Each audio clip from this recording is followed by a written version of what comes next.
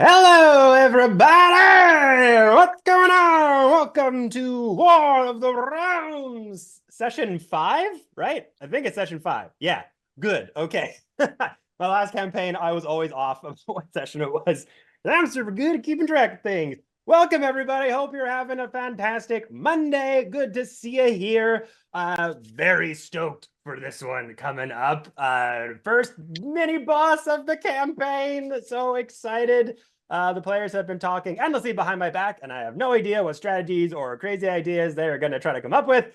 But we'll just see what happens. They slam dunked a goblin into lava last time, so hey, up for anything. Let's do this.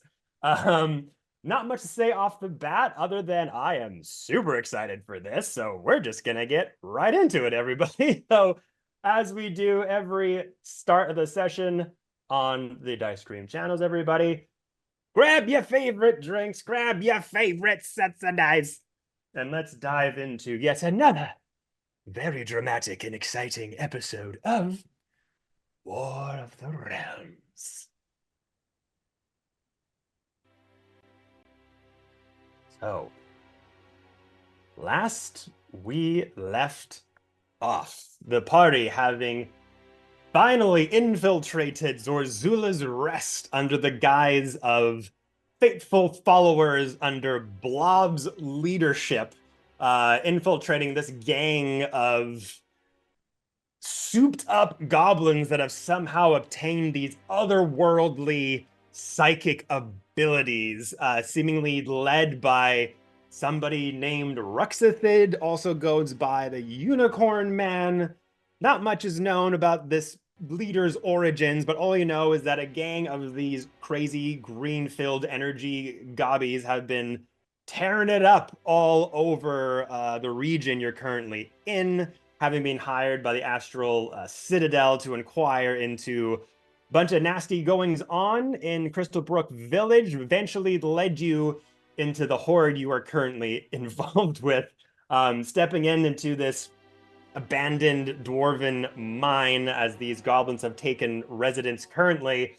Got your first look inside of this abandoned mine. There was a mess hall full of goblins. So far, you've dealt with packs of like 4, maybe 6. But looking inside of the mess hall, you were looking at probably like 10 or 12 at the front bat.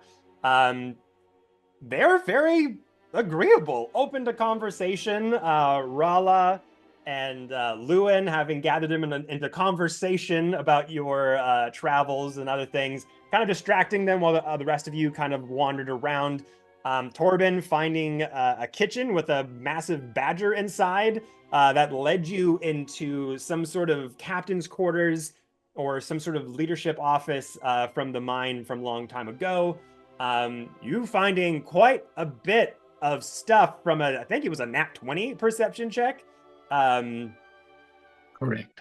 yeah, correct. And you had found some items under the bed that was like a poison dagger and some other great things. You found this hidden room that had some dwarven runes above. That was kind of like the key to unlocking the secret room.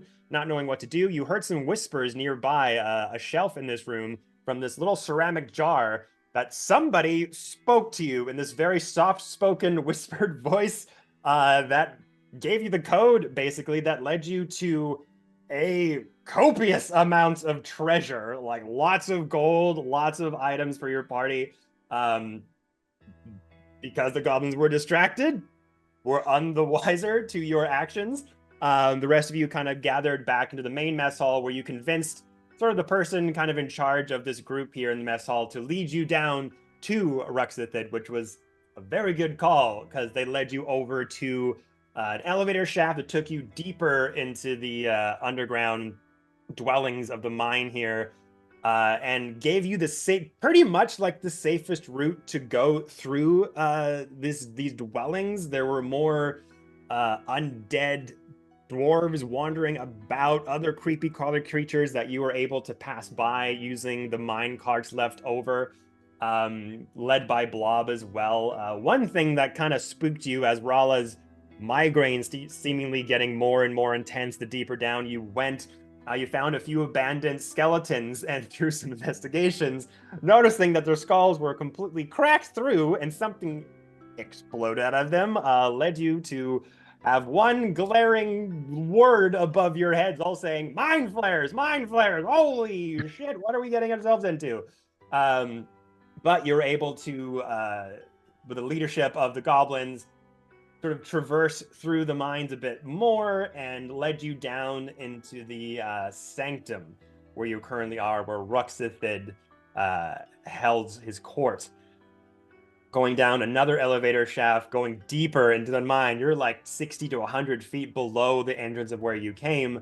You finally stood face to face with this goblin prophet known as Ruxithid, somebody who is somehow able to speak to gods of some kind, echoing some kind of message to these goblins to gather these shards, one of which you currently still have.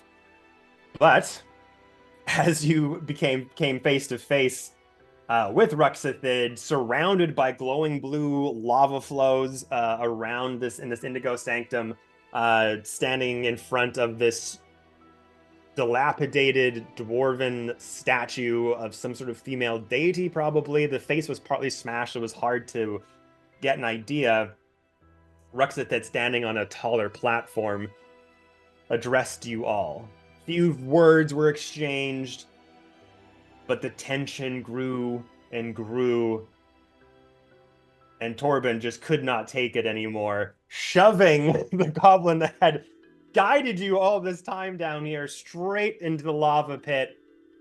Words were exchanged, and before we could see what happened next, that's when we cut away, which leads us to this very moment right now, as Ruxithid's eyes roll back into their head, their glowing energy seemingly pulsing through their body with pulsing veins through their tightly muscle-fibered sinew body, parts of that energy pouring into the concrete ground around them, seemingly drawing like parapets of green streams of energy down into the statue itself.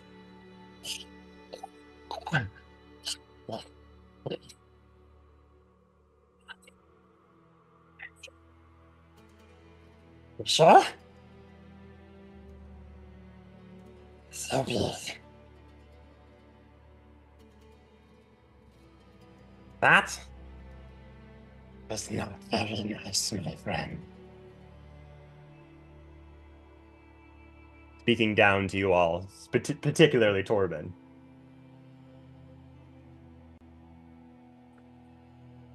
I think we've had quite enough of whatever it is you are down here doing. You are making monstrosities out of these goblins. You are using them for your own purpose or whatever is guiding you to do so. It can't be allowed. While they have this exchange, Mm-hmm. I'm gonna back up a step and put the shard that I took into my satchel. Okay. Sounds good. As you say that exchange, Ruxithid looks down on you, Torben, and just goes, "Me?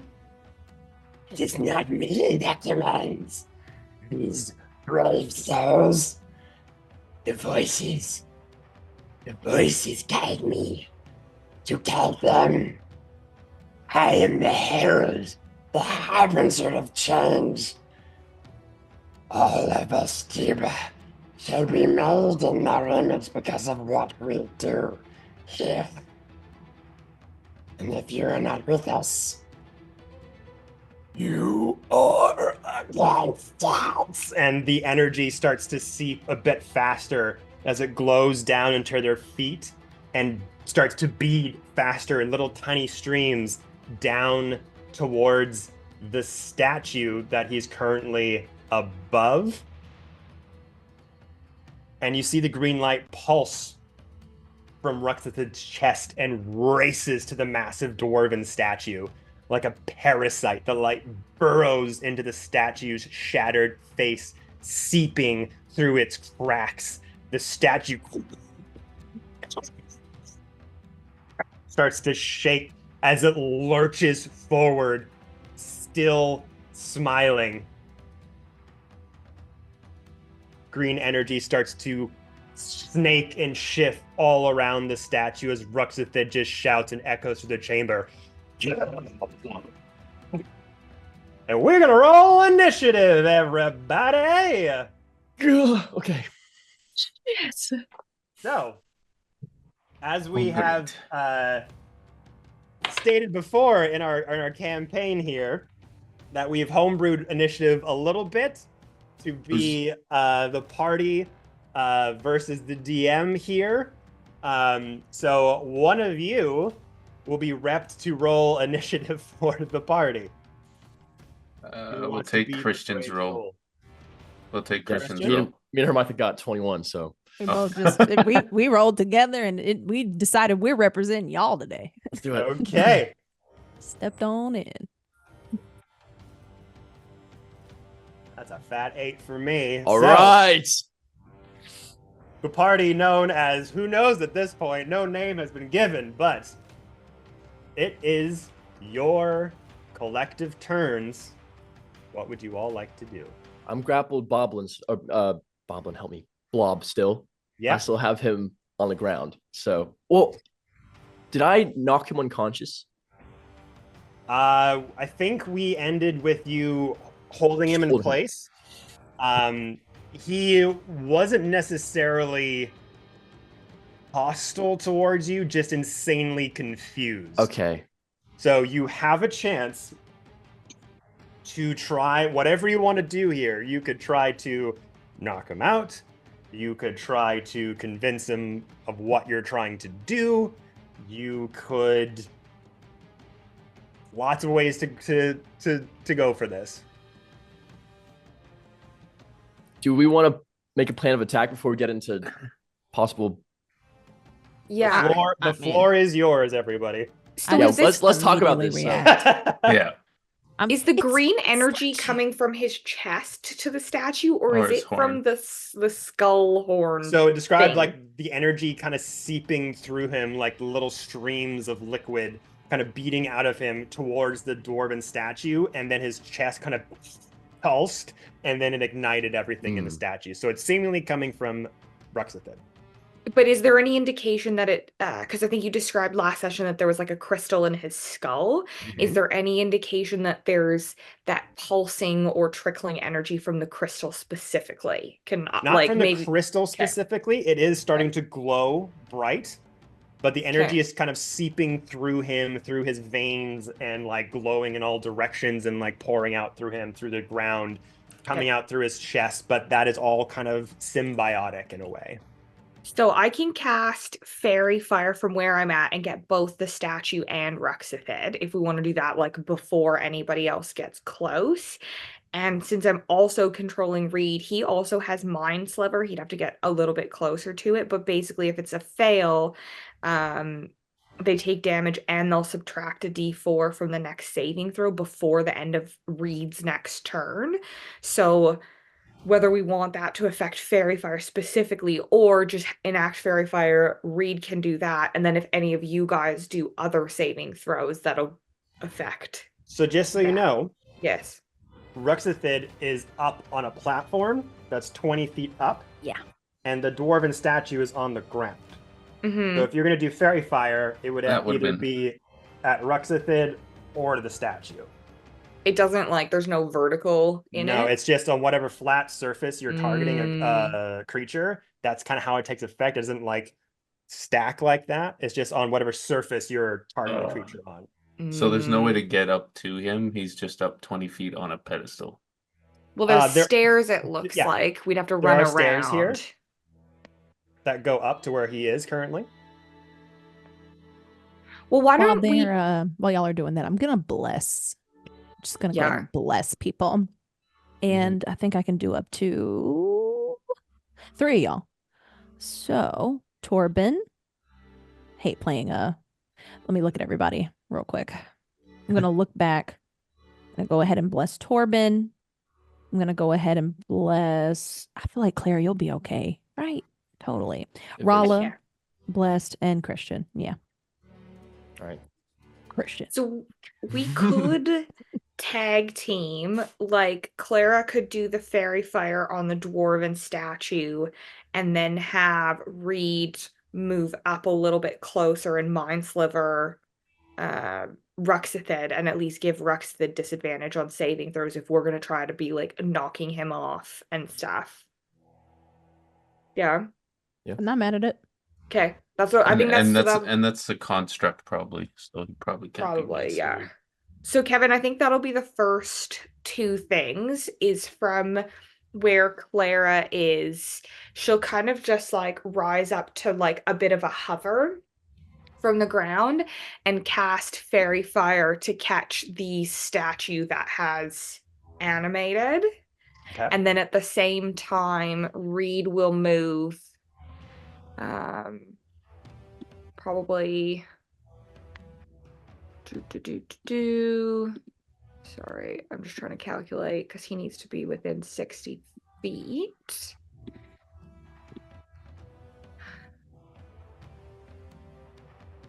So let's. Are we gonna? Yeah. I'll move And him a fairy little fire bit. is 15 by 15. 20 by foot 4. square. Okay. So yeah, Reed will probably come up to like here because of the vertical. And so as Clara casts the fairy fire, he'll run up 5, 10, 15, 20, 25, use almost all of his movement and cast Mind Sliver towards Ruxithid specifically. Nice. So for the Okay. fairy fire, it will be a dex save, please. Tell him. Hey, here we go. It's real, everybody. It's happening. Up until this point, it was fake. Going down. Start us off strong, Clara. Yeah. Dex save. That is a 15. Oh, just succeeds. Oh. Okay. Okay, and then it's an intelligence save on Ruxithid.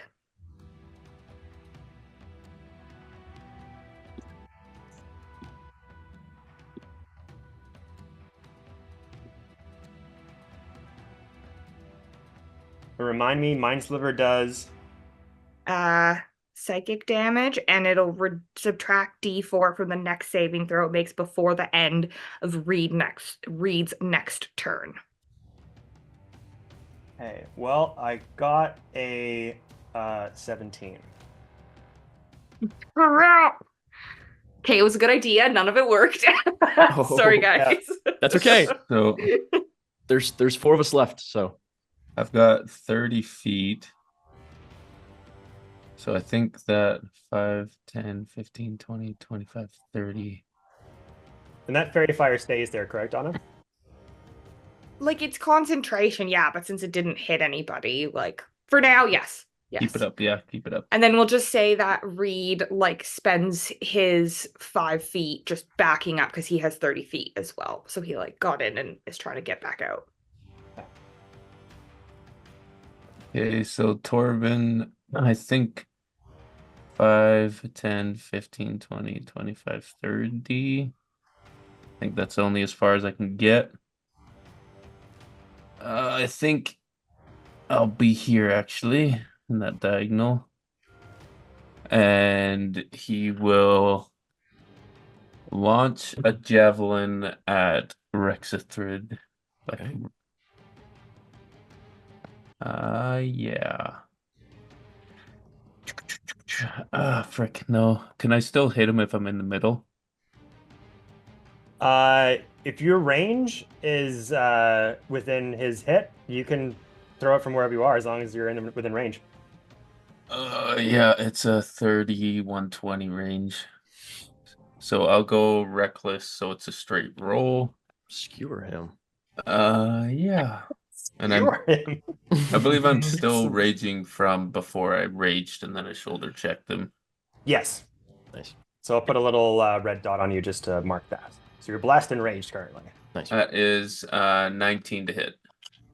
19 to hit.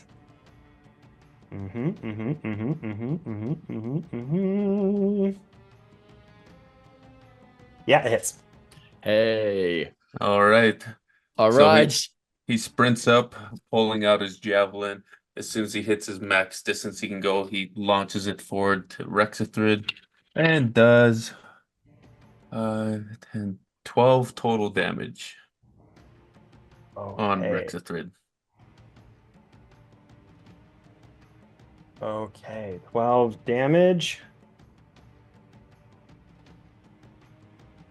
Okay, beauty. Anyone else? I'm going to describe all this once we've all gone. I'll hold Bob and I'll go, him up there. What? He's behind this, Bob. He's behind Zeke. And What? I'll clench. And he's going out. What? What do you mean? What? Roll me a deception check. Deception. Okay.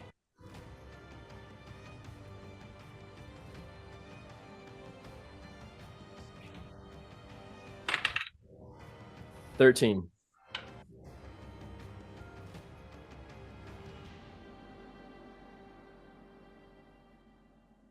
Okay. What do you mean? How do you know? We went in the campsite together. You know, how do you know we did something? Can I just like, I'm standing right in front of them. Can I just like turn on like my heel and say like, he sent them there. He's the ones that attacked us. It was him. He sent those people there. Roll me deception as well. Okay. Come on. That's a 9. No modifier. No, me neither. It's okay, Rob. I don't think so. What was your number? A 9. So, what is the? Yeah, no, I don't have one. Bad rolls. So, I'll let has everyone had a turn? I think so. Rala, your turn was persuasion. I'm gonna just kind of stay there and hang out and try to keep that in like. We can say that the act to deceive was a bonus action. Fair. I'll probably just like take a step back and like stick around with Luane and Blob there and try to just kind of be present for that. You Okay, have something so you can throw at the statue. We'll play this out before you guys go next. So, the statue starts moving. You all act instantly.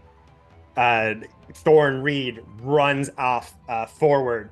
Clara, you start slinging spells, try to the fairy fire, and almost like these tendrils of pink energy suddenly lit a flame, starting to like grab around the dwarven statue's massive rocky feet and almost trying to like hold it in place, but it just starts moving forward. It doesn't work. Thorn Reed goes over to Ruxithid. That must be the conduit. Opens up their hands, and it's like silvered crystalline energy, almost invisible, comes out from their palm, throws it over like a javelin itself. Ruxithid just smacks it away. Almost this green aura just smashes it into a crystalline explosion. But using that distraction, Torben runs forward, picks out their javelin, chucks it over at Ruxithid, who's just distracted from that deflection. Hits him right in the pectoral. Almost goes through, but your throw could easily like shish kebab a goblin right to the wall, but it somehow gets stunted. And this green energy kind of liquefies around like some sort of barrier, makes the throw not as impactful as you had thought, and just skids back on the stone platform, but still standing there. And Hermitha, you kind of run forward, start to bless most of the party members to get them ready and reinforced for what's about to happen. Lewin, you have Bobla in your hands. telling them that he was the person that killed Zeke, trying to get Blob on your side. Well, you were there. You were there. Rala, you just look over and said, he was the one. He sent everyone to kill you.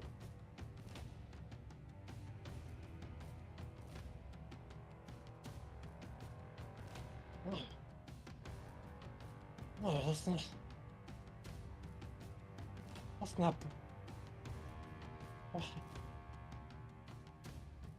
everything you asked. Everything. It's not fair.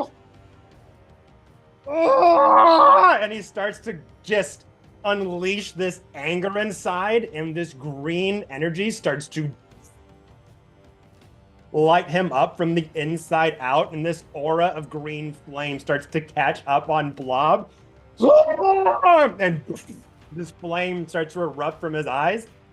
It was a 9 against your 9 that did it because it meets your beast. I beat Christians, but because you rolled, that was the save. You have another ally in Blob now. I let him go. Let him do his Blob, thing. fight for a better future, my friend. And his fists just start to... And just the loss of the friend, the betrayal from this leader takes hold, and he is there fighting with you now. There's a better way. There is a better way. Hey.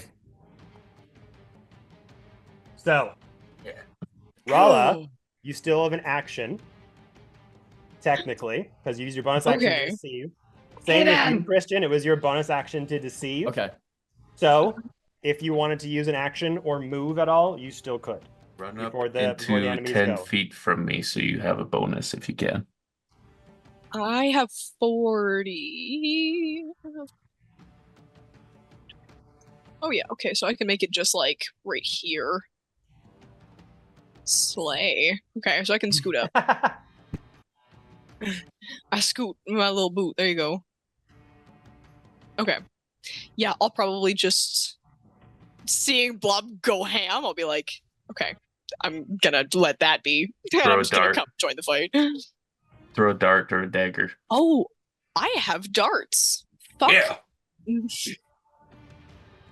I remember you had those I'm spicy still- little things. Yeah, I'm still learning how to use D&D all Beyond. good. I'm still Yeah. learning what that's called, so I'm still learning how Yeah, to... so you can go into your actions, and it should show like what weapons you have for attacks and things like that. Oh. So they have them all listed there from your fist attacks and the darts that you have. You could Okay. also sorry, I'm trying to think. Yes. Could I try to blow a dart into his eye? Like, could I try to aim? Into At Ruxpin's his eye? eyes? What's the range? Shit. It also say on there. It's right next to. I can't find it here. 1 second. It is. Wait. 60 I feet. don't want the weight. 60. Darts It are should be 60 feet. 2060. 2060. So yeah, so it'd be 20 feet. Unfortunately, 20 feet Yeah. doesn't go over to Ruxpin. Okay. If you wanted to throw it at disadvantage, you could get a bit closer if you have the Yeah. movement. Because for however much you move from there to there, I don't know how much movement. I think you have like 40. I think I can just get to like here. This is as far as I can really go. Yeah. Start to go up the steps, maybe. Yeah, I could head this way instead. Okay. Okay. So yeah, you could try to throw your dart at disadvantage. You're also, Okay. I will point out, you are blessed and you're in my inspiring aura, so you get 2d4 to this attack bonus. Okay. Okay. I could try. Okay. I could see if it works. Okay, so what the fuck am I doing? Wait. So you're gonna roll your d20 and you're gonna add Yeah. your attack modifier. Two 2d20s, take the lower, add your attack modifier, and then add 2d4.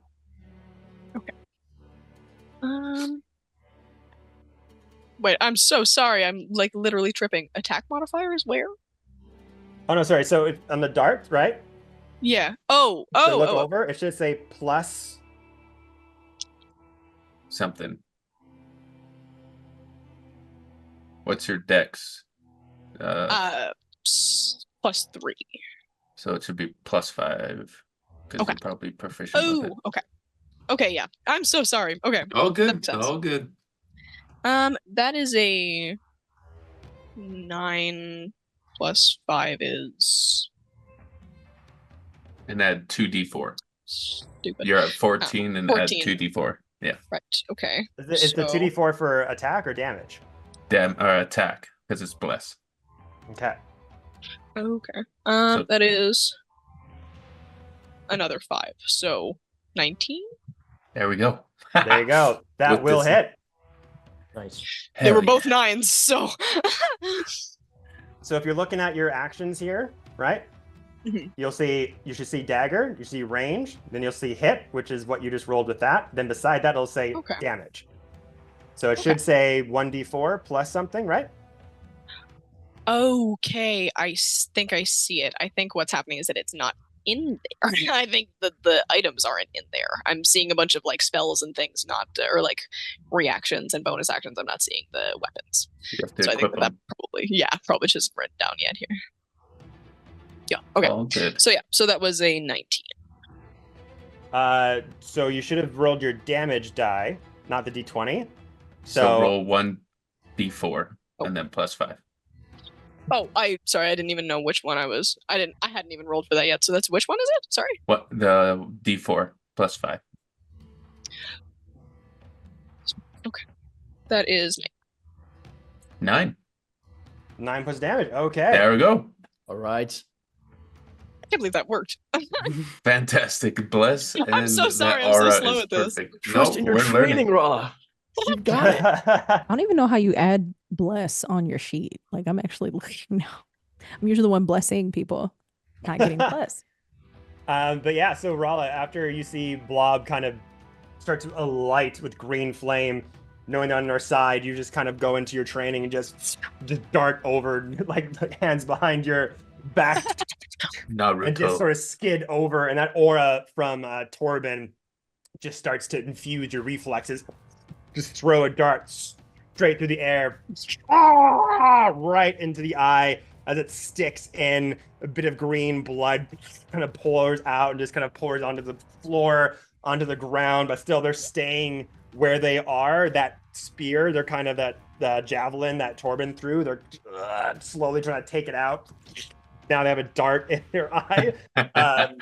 So yeah, a loud scream echoes into the sanctum, still holding their own, but it connected. So good job there. Okay, so We still have a Lewin to go. Yeah. Right. Lewin's going to run with all 30 feet into the fray as close to the statue as possible. Let me figure out how far 30 is. That's right. 2 steps behind Torben. Let me get him over there. And then I think Lewin is going to go biblically accurate. I think Lewin's going to activate his Awesomar Celestial Revelation Oh. and activate Necrotic Shroud. oh, okay. And Let's how go. I guess how this is perceived is much like in the same way at the campfire where Lewin's eyes will go just glowing yellow and the wheels will start spinning around the head again with the many eyes and the 3 wings will start to envelop his face with a and that is, this won't affect anybody because where I pick my spot is, but creatures other than my allies within 10 feet of me can see that they must succeed on a charisma saving throw, DC 8 plus my proficiency plus your proficiency bonus and the charisma modifier, or become frightened. So that doesn't happen until I get close to someone, I believe. But it Okay, lasts a minute or how long? This is 1 minute. Yeah. There we go. All right. Okay, so what's the range of the aura around you? The 10. aura is 10 square Okay. feet. I'll put an aura around you as well. Thank you, my liege. We're going Thank in. you, Kevin. Thank you so much. Describe to me your ultimate destruction. Okay, so yeah, you're right there. So yeah, none of the enemies are in the range yet, but on your next turn, if you move in there, they'll have to make a roll. All right. Clara's staying there. You're keeping. Can I you move going forward there? actually? Like just take my movement. I hadn't moved at all. Can Clara move 30 feet? Yeah. Yeah? You sure can. Okay. Okay. Yeah, she'll do that. But otherwise, yeah.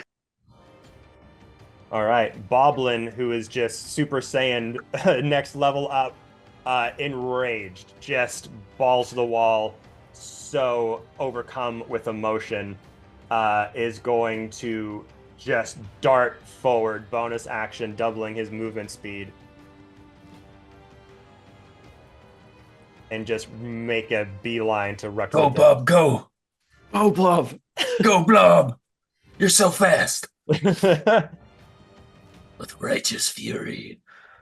And gets right up into the top part of the platform there. Oh, he decked it. So just like Vengeance. this shriek of green flame as they just and they don't run, they skate. Their feet are like so alive with flame that they're and leave these burn marks on the concrete like these little rivets of black charcoal. Goes in between Rala's legs. Yeah, no, totally. Okay, so that's gonna be their their action. Oh, sorry, not bonus action. That was an action to do that for Goblin. And I'm sorry that I started the Boblin trend, No. man. Goblin, No. I know. Now I guess I'm saying Blob. I say Goblin all the time in my Bloblin. content as just like random Goblin name.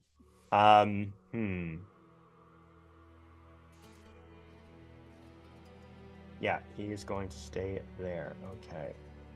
Ooh, actually, I have to be impartial. Fuck. Okay.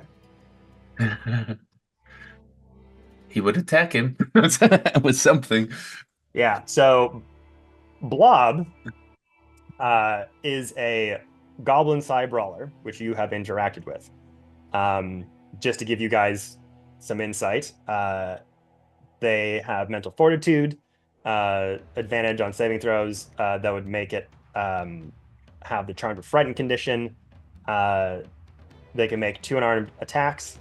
Bonus action, take the disengage or hide action. But they also have a move that Clara almost got set on fire with, which is telekinetic shove. So Ruxithid has to make a DC, it's a bonus action, so DC 13 strength saving throw or be prone. And I'm fighting myself, Jesus. We've invested in Blob. We have invested. Yeah, we have. That's a 17. So you see Blob rocket through up the stairs. When almost like the shout from his body just elevates into this massive force, and Ruxithid now getting a javelin out, king falls down onto the concrete floor. Puts his hand up and almost like Jedis force pushing each other, just cancel each other out as rocks fall down from the ceiling onto the floor. And he just Ruxithid go and takes out that green blade of their scimitar with the chipped stain, and they just stare each other down. Okay. That is now all of your turns, I believe. Yes. Yeah. Unless Hermitha, was there anything else you wanted to do? Bonus action, I think was what left. I think Hermitha Because she blessed, yeah. Yeah. Okay. Yes. So, here we go.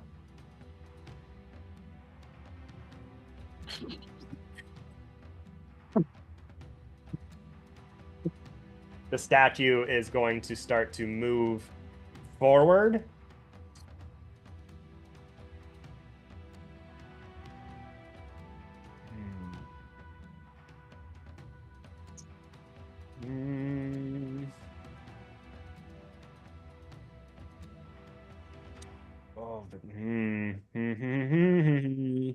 This is worded in a way.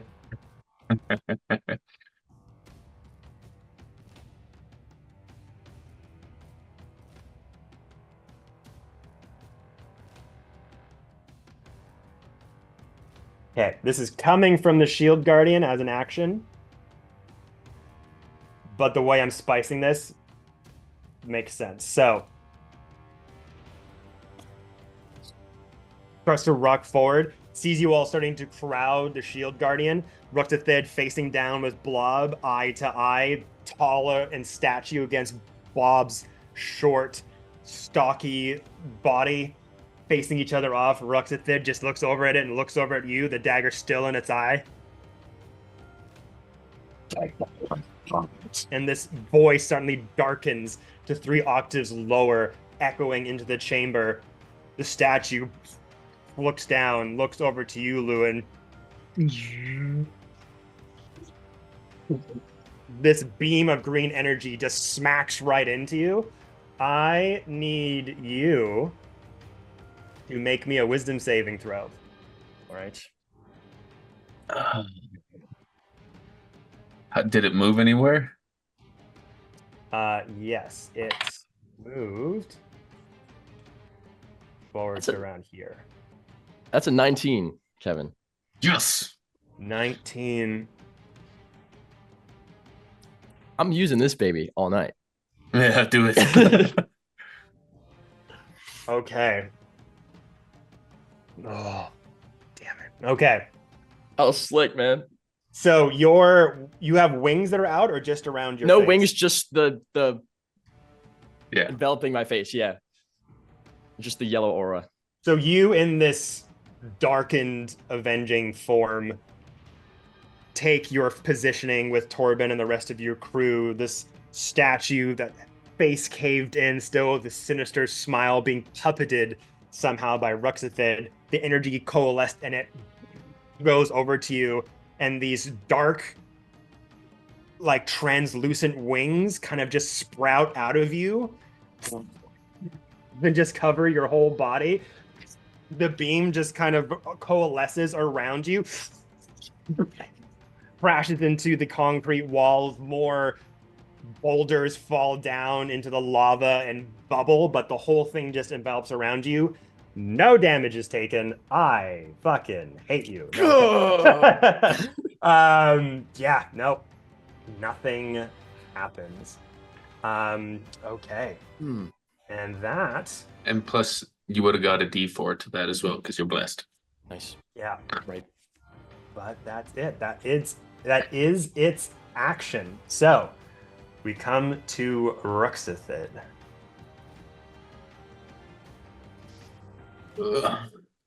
I'm kind of scared for Blob right now, man. He'll power through. I have faith in Blob.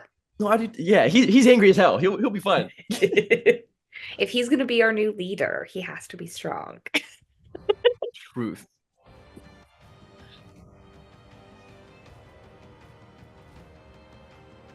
Okay, so You're not so strong without that gem in your head. Let's see what you can do. Ruxathid squaring off against Blob commands the statue to move forward. Beam leaps from their chest. As this happened, Ruxathid starts to elongate themselves in this almost thin-like manner, like a thin puppet of muscly tissue. Starts to just creepy like a Jabberwocky, just rush over to Blob's form with the scimitar. Takes 2 attacks onto Blob. Oh no. Blob! That is a 16 and a 16. And those just hit. Look out, Blob! I'll use my reaction maneuver special ability. He gets +2 reaction to one of those, +2 to AC for one of those hits, and he can use his reaction. So one of them misses if it's 16. Oh, nice. So it was a reaction ability from you? Yeah. All right. What specifically do you want to tell Blob? I feel like give him some sort of battle direction or tactic maybe to deflect one of the strikes. Blob, look at the attack. It's coming from his shoulder. Duck to your left. just looks over to you and starts to block it with their fists, with these flaming fists, because they don't have any swords on them. The energy around their body is their weapons. Goes in for the left, sort of punches the blade up, but then Ruxathed kind of uses that momentum to slash from the side, so one will hit.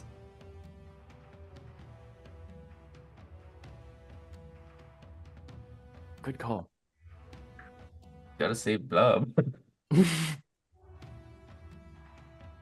That's 9 slashing damage and 10 psychic. So that's going to be 19 damage to Blob. Maybe he's not so strong. Clara!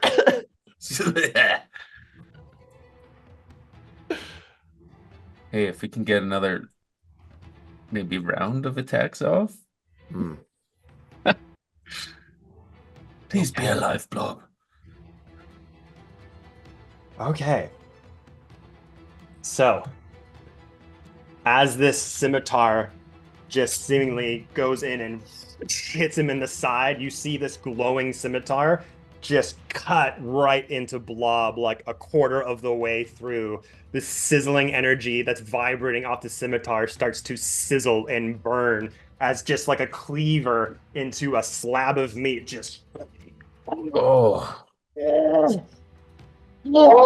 you see Blob, like this rage that's been going through him. Suddenly the shock of reality is on Blob's face. He looks down and sees this blade a third of the way through his rib cage, still alit with flame.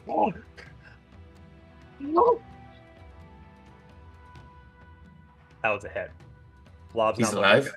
He's alive. He's alive, but he's not looking good. So if he would have got hit twice, that probably would have sucked. Oh yeah. Yeah. Oh, okay. I don't want to think about that. He would have been cleaved. All right. And as that happens, as Blob gets sunken in with that vibrating scimitar, Ruxathed looks over, sees that attack got deflected from Lewin, commands the statue as a bonus action to attack again. And is going to make 2 fist attacks. On who? Let me see. I'm just looking at range here. Yeah, they're both going to be at Torben. Right in front. You're not that big. Let's find out. That is a 22 to hit. That hits. Damn. Jesus. It's 22 again. That was 2 15s.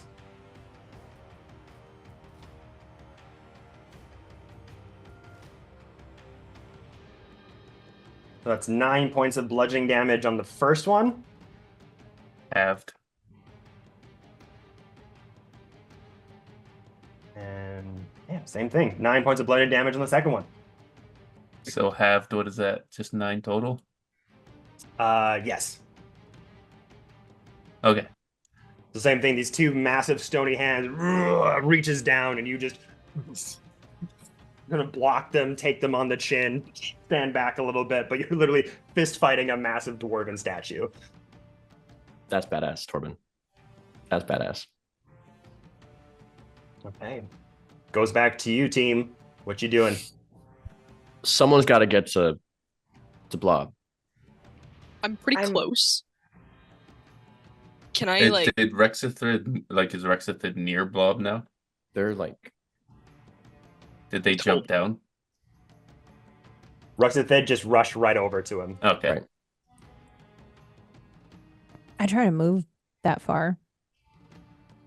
And then I'm going to use my bonus action to cast.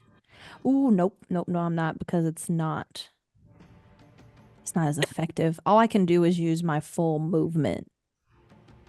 Double move to get right here. Because I'm rushing.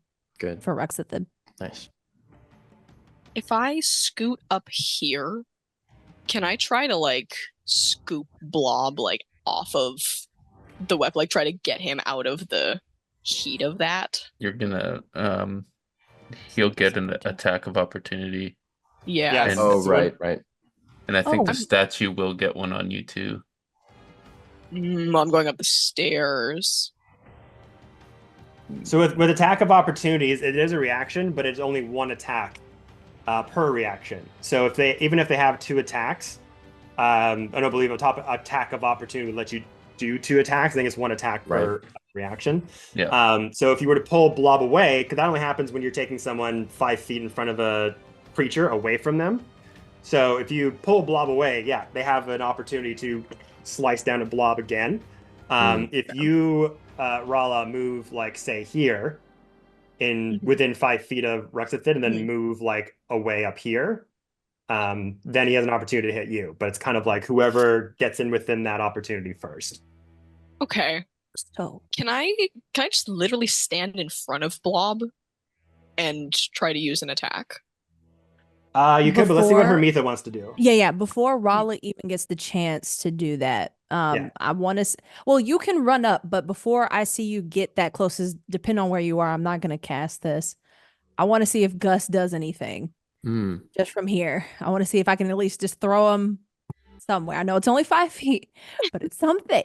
It would I know send that's Blob off the edge. It would send Blob at least like off of. Oh no, wait, crap. You can move. Or is it just a straight line? Can you point it? That's what I'm wondering. What this range looks like here. Gust of Wind, I it's believe, is like just a pointed 30 direction. foot and you see as the air compel it to do X. It's not very descriptive actually. It just says the range and area. I don't know if it's like a cone or I'm gonna line. assume it can be a line. Yeah, it's I'm pretty gonna much Gust of Wind is pretty much a line Nice. that would push So- them this way or push something that way. Unless it says in the spell like a cone, a cold It's or a something line. like that. Yeah, it would just Yeah. be a straight line. But before I even do that, this is a goblin, right? It's still a medium creature. Okay. Yeah, I'm gonna do this. Gus that guy. Gust that guy. Hamitha would like to gust that guy because a statue just randomly started moving. How And far does it push him? just 5 feet. Just want to You're create pushing- disruption. Are you pushing Ruxathid or the statue? Ruxathid, the statue would not move Okay. at all. And was that a strength saving throw? 12. Yeah. All right. I'd just be AC for the statue. Just pulling it off. But we can move on to other stuff because I don't think that's gonna make like a big splash or anything. So it just makes him Kinda? move back 5 feet. Yes, if he fails that. Towards Kind of lava? puts him in like perfect line for me to. It'd be great if it was like directly across, but I prefer here if it were 5 feet, but I know diagonals are weird, so it's probably here. So as you kind of run up and you see Rala start to run up the stairs, you get up to the top 2 and you're just like, Rala! Gust of Wind comes from your hand. Ruxathid with the scimitar in the side of Blob just doesn't see you coming and looks to the side and just does fall back 5 feet. Yes. Taking Yes. a- Nice. grab Blob. Nice. I'm gonna like jump right in front of him, Yeah. and yeah, I'm gonna just Rolla! like Go! Unleash hell. I'm gonna use Breath of the Dragon. Yes. Oh, damn. Oh, sorry.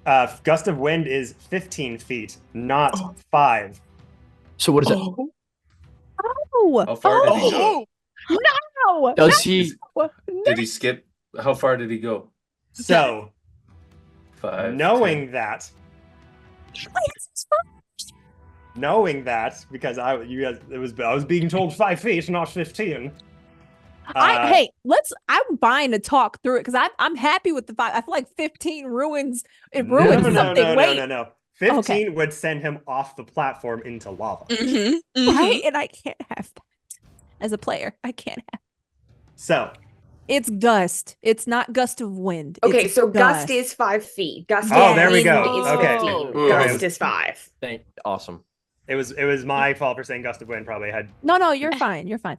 Everyone who's would be watching good, this, though. it's gust, not Okay. gust of wind. That would be wizard good. speak is or cleric speak is weird. Yeah. It's the translation. So, anyway, Translation. rewind, same thing. Gets put back 5 feet. Rala stepping up. What would you like to do? Yeah, I'd like to use Breath of the Dragon and see. Hell yeah. See what that is. Okay. Literally unleashing hell.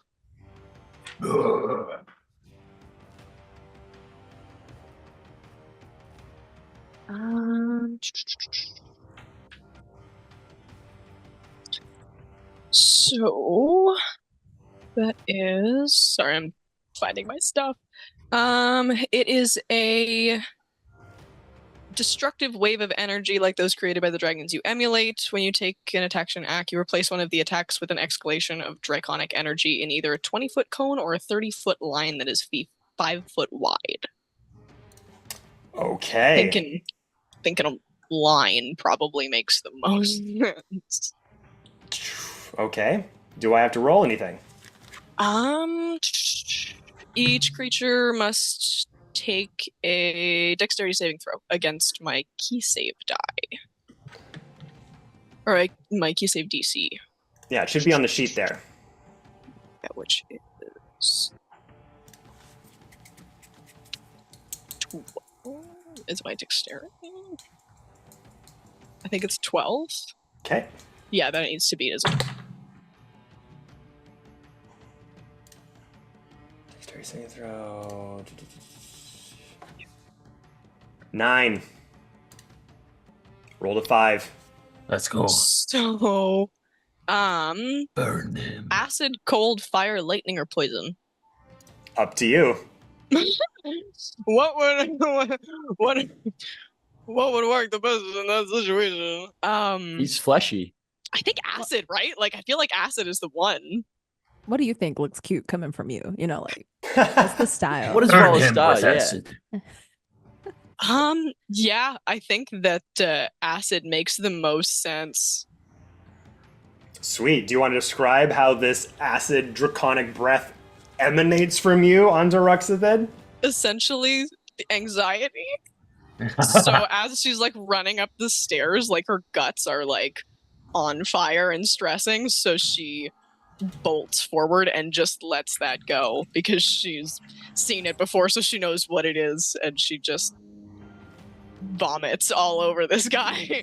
Weaponized anxiety is the best, man. Weaponized anxiety. Yeah, she just like aggressively throws up on him in a 30-foot line. Okay. There's damage associated with that, I'm sure. Yeah.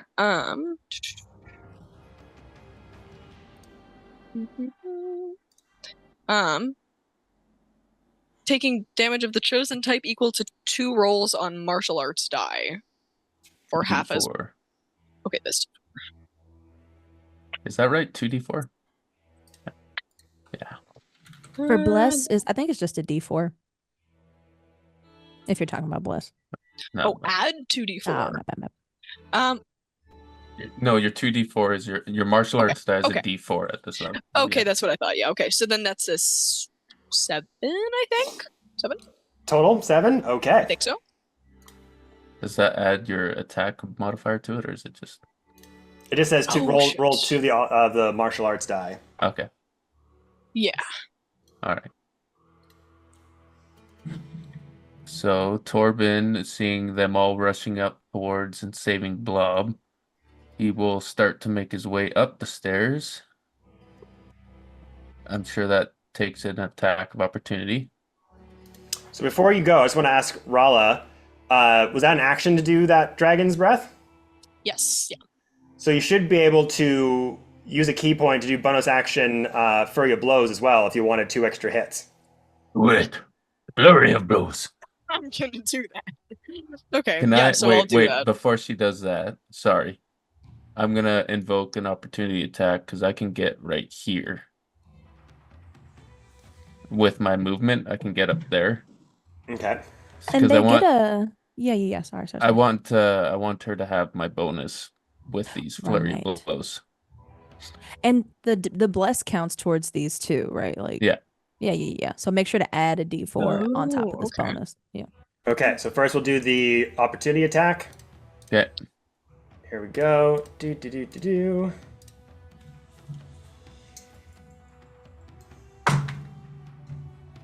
Damn, why now? Now I'm rolling low. 13. That's a miss. And I will do Riposte as a reaction to hit him back with Great Weapon Master. Attacking recklessly. That is 21 to hit. That will hit. So no wait. 17. I forgot the minus. 17 just hits. Yes. 6, 5, 11. 24 points of damage to the golem. Damn, okay. And I will move all the way up here. So the golem doesn't have reactions anymore, so if anyone wants to run past it, you're fine. Those 24 points of damage, Tank? Yep. So now, Luara, you have 2d4 added to these attack rolls to punch this guy in the frickin' gemstone head. Seriously. All right, so we'll go through this together. So, Rala, on your sheet, you see the flurry of blows. Yes. Yeah. All right, so but beside that, should say like the plus to hit, which is probably +5, like everything else. Yes. Yeah. All right, so roll your d20, add the +5, roll a d4. So 17 On the- and 4. So 17 on 21. the d20. And then Sweet. 4. So 17 plus 5 for the attack modifier. So 18, 19, Plus 20, four. 21, 22. Jeez. Yeah, you definitely hit. You had all those things Okay. together. Yeah, so look over at the damage on the sheet. Over to like farther right. It should tell you what damage you're going to roll. D4. Ah, okay. That is a 5. 5 points of damage. Okay. And flurry of blows, I believe you get to make 2 attacks. So Right. you get to roll another attack. So another d20 plus 5. That's a 9. Altogether, plus 9 plus 5. 2d4. Add, 2d4. Add 2d4 to that. okay, 9 plus 5 is 14. Ah, my math. Okay. 14, and then that's a 4, so 18. That hits as well. So you're going to roll Yeah. another d4. Bless. Bless. Blessed. Bless you. Okay, and there's a 3. You're quite on that. blessed. 3. Okay, so 3 9. Got it. Okay. So yeah, so Alright. before you running up there, Torben with Rala, as Rala goes, this like acid bile just seepingly goes up onto Ruxathid. Just steam rising up from whatever clothing that they have on starts to be eaten away. That blood still seeping down from the dagger, and now the dagger starting to erode away from the handle, like pouring off from the acid that you've blinded them in the face, and then you just square up and just doing these haymakers up into the lungs as they just start to pour out blood from their mouth. Torben is now up there as well. What are you doing, buddy? So I burned my reaction. I'm going to recklessly attack. Yeah,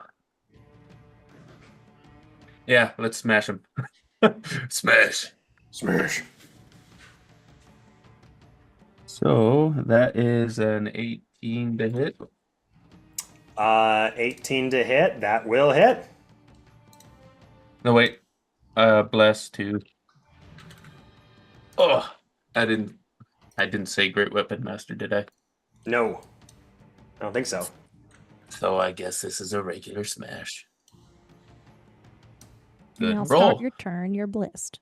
Yeah. Don't forget it. Everybody remember the blast. That is 16 damage. 16 damage. Okay. 5 and a 4 plus 5 plus 2 rage. Whoa.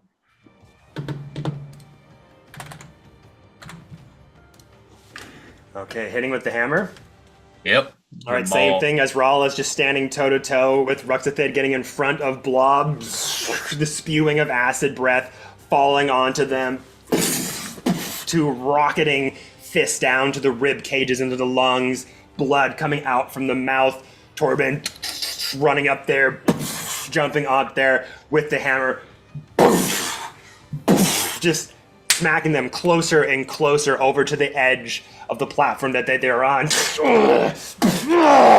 This sort of outer layer of energy shielding parts of the hits, but you can see contusions starting to welt onto the body of Ruxithid. He's taking some heavy hits here, but still standing. Luane, Clara, and Reed. Yeah, Luan, Clara, and Reed. What would you like to do? If you want to go on, Clara, I'm still kind of strategizing. So Does any of this damage seem to be affecting our large dwarven construct statue? Like, are there any flashes of green energy that we're seeing potentially affecting him? Make me an investigation check. Yeah, natural 1. You are singularly focused on Ruxithid and on Blob, that you're not paying attention to the statue right now. You were just looking up at your friends as the statue's kind of slowly trying to make its way towards you, but all the action suddenly went up top. So you haven't been noticing. Okay. If I wanted to twin a spell as Reed that had a 30-foot distance, would you, like, how would verticality work into that? Twinning the spell. Like, if I moved him 5, 10, 15, 20, 25 there to his max movement, could he twin and hit both Ruxithid and the statue? Because both are technically within 30 feet with distance and, like... So basically, for those watching, twinning the spell with sorcery points, meaning you can add on an extra target. It doesn't increase the range of the spell or anything like that. So as long as you are within range, with the 2 targets, it will take effect. Let's go. Okay, so Reed's going to run up halfway up these stairs and twin reduce the statue and Ruxithid. Okay. Let's see here. What role does the con saves for both of them? Con, okay.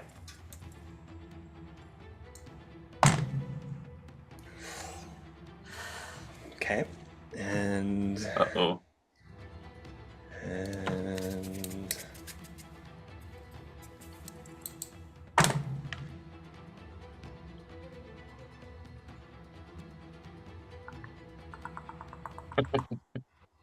I can't tell. okay. So what's the number for the con save? 14, like, it's not that high.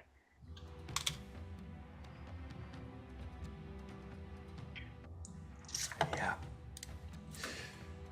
So, Captain Thorn, trying to use their ability to make creatures larger and smaller as they are, rushes up over on the stairs, and you just see them concentrating as this strange energy emanates from their chest and through their long, dusted coat goes into their hands, and this, like, almost illusionary vibration starts to emanate from their palms, almost like steam coming out from a barren dirt road. It just vibrates the very area around them. You just see them going and just switches his energy onto both of them. The statue doesn't seem to take any effect, but Ruxithid looks over and looks over at Captain Thorn Reed, almost like this invisible choke is taking place, and you can see one shoulder start to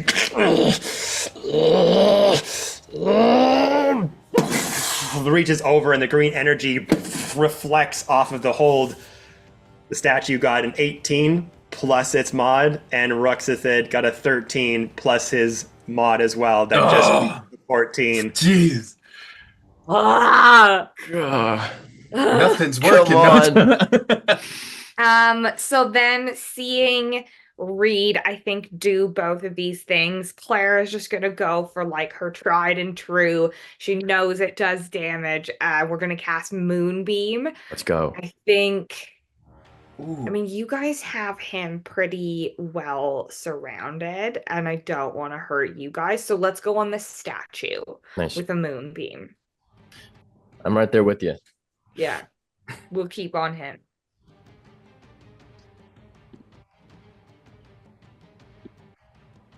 So Kevin, that will be, I think it's Con as well. Let me just double check.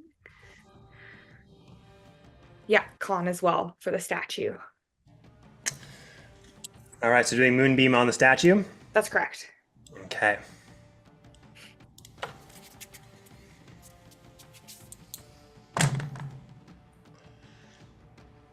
That's an 8. Plus. Con save 8. Oh, okay, so he fails. Yes, Mhm. really. Let's go. Nice. 13 damage. 13 radiant. 13 radiant. Beam Let's that go. sucker, man. Yeah. Hey, don't hurt my friends. Hell yeah. All right, we'll just put. How big is the radius of the moonbeam? It's just 5 feet. 5 feet. So we'll just put that icon right there. Okay. Can I have want- it? Sorry, if I just want to be really specific, I want to have it on the back side of him so that if Lewin wants to come in and like, he can still. Nice. Sure, no problem. Do you want to describe what your moonbeam looks like? Is that concentration? It is concentration. Oh, okay, Yeah. so fairy fire's Fair going fire drops. Nice. Yeah. Yeah, literally, like I just said, she goes, "Don't hurt my friends," and then this just beam of like bright, radiant energy, almost like blinding everybody in here, and really coming in contrast, Lewin, with your necrotic shroud, like these kind of two dark and light fighting each other, almost next to each other, but it kind of peers through that necrotic darkness and just like starts sizzling on the stone skin as it enters. Okay. So as that light enters from above, this pulse of beaming light just singes onto the stony exterior, combating with the green energy as they fuse into each other, trying to break through this temporal sort of thinning that's being controlled from Ruxathid to the statue. And as it kind of looks up, big chunks of the rock start to fall down all around it. The concrete on its underneath its feet start to shake and break as tendrils of spikes and cracks in the floor just spread spiderweb all around it. Well, no, the statue wouldn't go grunt, but it would just looks up at all of you as this force is just keeping it down in place and making it hard for it to move forward as just more of the shale rock falls off of it, but still standing. Lewin. All right, so I think that 1 minute.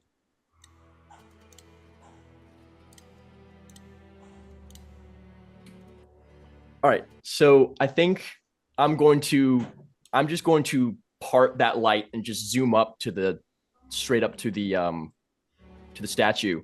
And so I want to see how this works out. I'm going to, since he's now within 10 feet of me, he has to succeed on a charisma saving throw, which is DC 8 plus my proficiency bonus, which is 2. So, and I have no charisma modifier, so it's going to be a DC 10, or it becomes frightened. Okay, and that happens right when you move into its vicinity? Yes, yeah, so that's just Okay. right upon rushing up to him. All right, charisma saving throw for a giant statue. It's not high, but I got some up my sleeve if it doesn't work.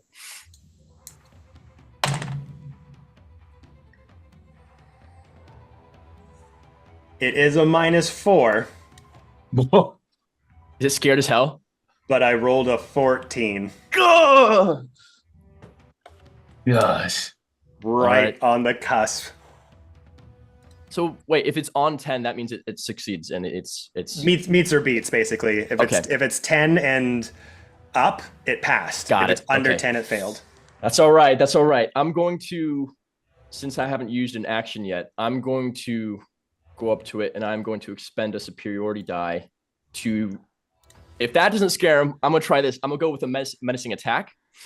Hell yeah. Which means I'm going to brandish my Morningstar mace, and I'm going to expend that superiority die to do a menacing attack, which is it has to make a Wisdom saving throw, DC 13.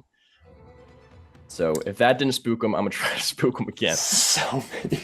Just the wings just parting and just the eyes just. You scared? Get scared. Get scared. Yeah. All right. Wisdom saving throw. It can't be that wise, right? It's rock. Tell me, Kevin. It's 14 minus 4. No, this is con now, right? This is wisdom. No, wisdom. Yes, my liege. Unfortunately, rolled 4, 18. He's not scared of me. Yeah, It is a statue. It is an inanimate thing with like no feeling, so you can surmise that it doesn't have the ability to feel very well. remember, you are blessed, so with this attack roll, That's right. I think you still get to add your superior die damage. It just doesn't have the menacing effect, so you can and do a big swipe at it. superiority die. That's 1d8, I believe. Mm-hmm. Yeah, so that's one of those done. Do you want to describe what the menacing image is that you create to try to like get it to submit to you? Yeah, so I as the moonbeam dissipates, Lewin rushes up and parts that light and just kind of grabs onto it, and the wings covering Lewin's face just kind of open up slowly, revealing these glowing, piercing yellow eyes, and it looks really cool, I guess. But since it's a statue, it's not gonna hit it. It looks great. That's when I'll Smack. wind back that mace. Mm-hmm. All right. And I'll go Roll to for it. hit. All right. Add a Not d4. scary. You're blessed. You're blessed. Right, so that's plus d4. Okay. Yeah. And that is, here's my d4. So that's a 7, which is not nice. Plus, that fell off the table. It also fell off the table. It also fell off the table. 3. So that's 10, Oh my god. which is stinky. Stand by. Stand by. Sorry. Wait a moment. Just hold on. 1 second. I'm so sorry. I need to get a dice box. Yeah, we can do that. I think we can do that. 10, unfortunately, No. does miss as you Dang. rock up in this newly shadowed form, the wings covering your eyes, the spectral wings able to block off attacks. You glide in, the wings around your face fall off, these piercing yellow eyes that would just stunt anyone in their place, but with this rocky, dead thing with no feelings to go off of being puppeted by Ruxathid, doesn't seem to be taking effect. But you use that momentum anyways to rush in with the mace, go in for attack, and this rock, almost like as Ruxathid is getting bombarded with attacks, he's still able to kind of see the statue in front of them, and you see Ruxathid just kind of reach out with their hand, mirroring the statue, just grabs the bulk of your mace in place. Anything else you'd like to try to do? I'm gonna look at my bonus actions real quick. Oh my gosh. Okay, great. I have one. Can I use 2 superiority die in 1 turn as long as it's a bonus action? No, I can't. I think burn you as many as can you only want. use 1. I think you can maneuver. use as many as you want. I can't. Okay, hold on. Okay, great. As many as you want. They're kind of like the martial arts die in a way. Right. Only 1 per attack though. Okay. Well, I don't think it would have worked anyway because this is a large creature, right? Correct. So I can't grapple him. Okay. All right. Never mind then. I will not try and grapple Big Rocky Moss that is not afraid of me. That's okay. Okay. Loon's gonna be staying up at night thinking about this later. That's okay. All right. As you all have Ruxathid seemingly surrounded, he starts to look at you all. Blow after blow coming into his person, welts of contusions and bruises starting to take hold as this vibrant green energy still around them. Blob holding in parts of their intestines as that massive gash into their side still aching as their knee is on to the stairs now, the stone steps, and part of their blood sort of falling onto the ground around them. Ruxathid just looks up. No, this is not how this is supposed to go. What are you? Solve me. And suddenly their eyes just grow in the back of their head, and the energy starts to glow a bit more brighter. Some otherworldly connection fueling the energies from within as they pray to their deity for help. Arms grow a little bit more elongated. Energy starts to burrow down their legs as their feet start to have a little burst of energy as they start to float above Torben and Rala, seemingly starting to fly into the air. But we'll take a short break, just a short break, and see how that gets resolved. So don't go anywhere, everybody. We'll be back in like five or 8 minutes or so. Refresh the drink, stretch the legs. Don't go anywhere. Be right back. Well, what My else? gosh.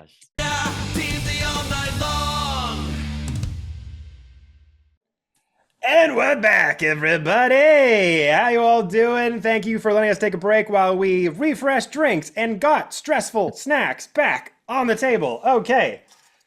Sweet chili lays. Let's go. Okay. Back into it, everybody. We've got Ruxithid here, powering himself up to the connection of whatever deity, god they're talking to. Their feet start to light up with this green energy. You all start to levitate for a second as the massive amounts of pressure kind of builds into the ground around you. You all kind of sprint up, and then Rala and Torben, you fall back into the ground as you start to see Ruxithid lift higher into the air, seemingly flying above you. Before they're about to leave the purview around you, these tentacles spread out from Ruxithid's body.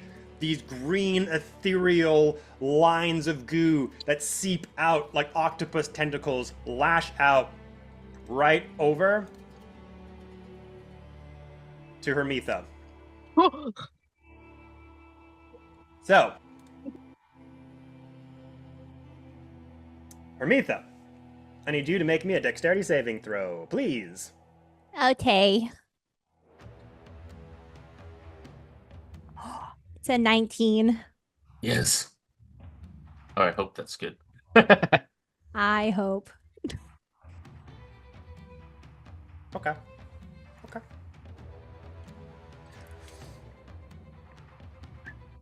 How do you want to describe to me how you deflect these ethereal tentacles just gunning for you?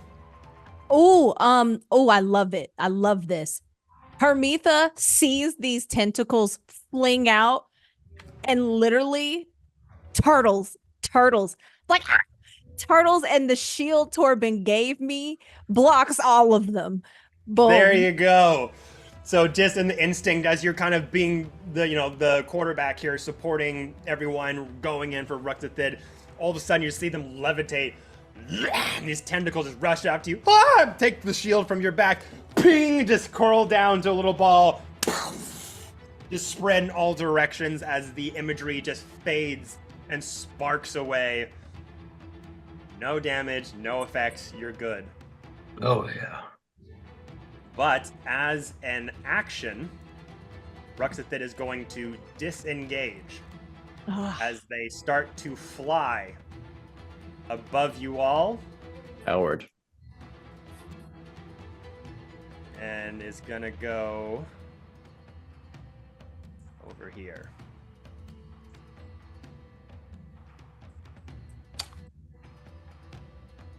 Okay. That is bonus action. That is action. That is them. Mm. The Shield Guardian. We're screaming at each other. Rah, rah. Nothing.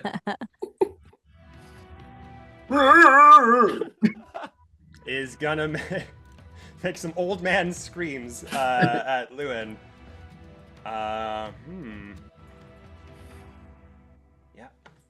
It's gonna make 2 attacks. And Lewin, since you're right in front of the shield guardian, those massive chunks that were being blasted from the moonbeam, the attacks that hit it so far, the green energy, you see it slowly covering the dents and the chunks of rock that got taken out and seemingly starting to make it whole once more. There is some kind of recovery process going on, but it's slow. I spit out a tooth. It's going to make 2 fist attacks against you. Oh. That's a 17. And that's unnatural. No, not unnaturally. 22. 22 hits, the 17 does not. Okay.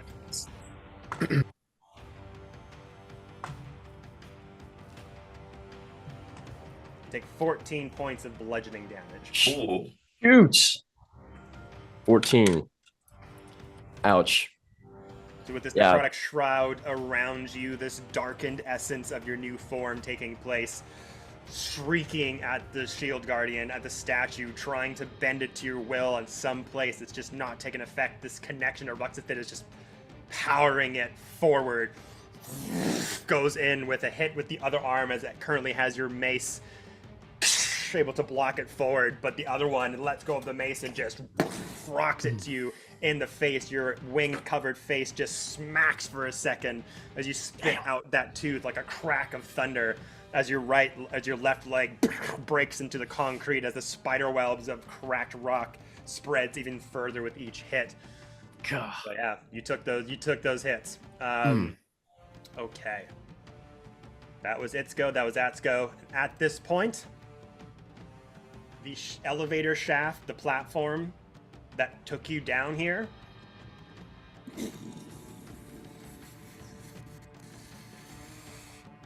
starts to go slowly back up to the surface. Oh, Is there any right. kind of lever on it? There is. Clara's gonna spend her action to dash and stop it. Okay. She can fly. I can fly. Let me just see if there's a mechanic with the lever.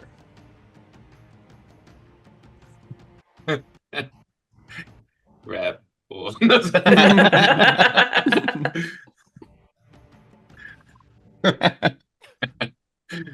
No, there's like a little twist dial, so you have to do it and like punch it and pull. Dang it. Emergency brake. Oh. They never work the way you want them to. So as you look over to the lever, Clara, you want to move your token over there. You notice that on the lever itself, there are these burn marks on it from 2 goblin-like hands seemingly holding it in place. Little singes of energy cake down onto it. You go to move the lever, but it feels a little stuck. Seemingly, somehow, the energy that's powering them is able to move this thing a bit more than you'd think. You gotta make me a strength check. No problem. Flex those talons, Clara. Just a check. Yeah. Okay. Athletics check. Athletics? It doesn't matter. I'm not proficient at any of them. Ooh, 19! 19? Yeah. Let's go! Clara grips it with both of her feet and is using her wings to Yes. push more into it as she hamstring curls this lever in. Okay. You go to seemingly reach for the lever. It's not moving, and then you just take your 2 talon feet, put them on the wall nearby, and just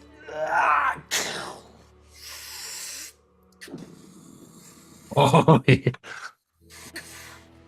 comes back down. You start to look up at the entry point from the elevator shaft, and you start to see green light echoing into the dark chamber above. Oh, no. Is it like moving up?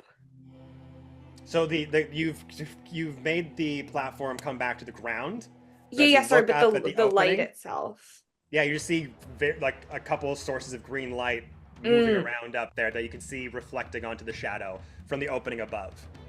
Does it feel, as I'm holding onto this lever, does it feel like if I let go, it'll spring back the other way? You do feel a little bit of pressure. Can I take my rope out of my backpack and lance it together as best I can? I will say this was an action Yeah, to do this. yeah, So if you want to do that, you can either hold it in place where you are yeah. or wait till your next turn to tie it with the rope. I think that's fine. I'll hold it where I am now, kind of just preventing this from going up higher. Mm, mm, mm, mm. Mm, mm, mm, mm. On my next turn, will the ropiness be an action as well? Yes, you'll be Yeah, making yeah, okay. a check to see how strong the knot in the The rope knot can like is. hold it. Okay. Yeah, I think that's fine. I think Clara's just gonna stay here as backup, preventing this from going up, potentially alerting anybody that anything is amiss. Great move, Clara. That was smart. Hey, Stormy! Let's take care of this. Unigoblin, whatever this is. Torben is going to run, drop down, boom, land down there, run, and jump across. So make me an athletics check. And just so you're aware, this is a 20-foot distance from the ground where you are on and where Ruxathid is. Yep. Okay. So that is 30. Awesome. Just checking. With blast. Nat ones are a thing, and I gotta make sure I'm checking on it. Okay, so yeah, you jump down onto the ground, get sort of underneath where Ruxathid is, 20 feet up.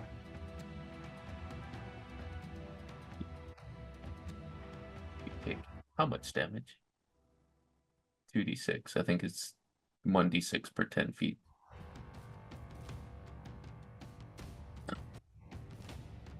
Are you looking at fall damage? Yeah, or did the athletics check cover that? Yeah, you're good. Okay, sweet. So he's going to raise up his hammer and then reach into his flower sack, and then dip his hand full of it and face palm into Ruxathid and palm his face. So just want to make sure you're understanding.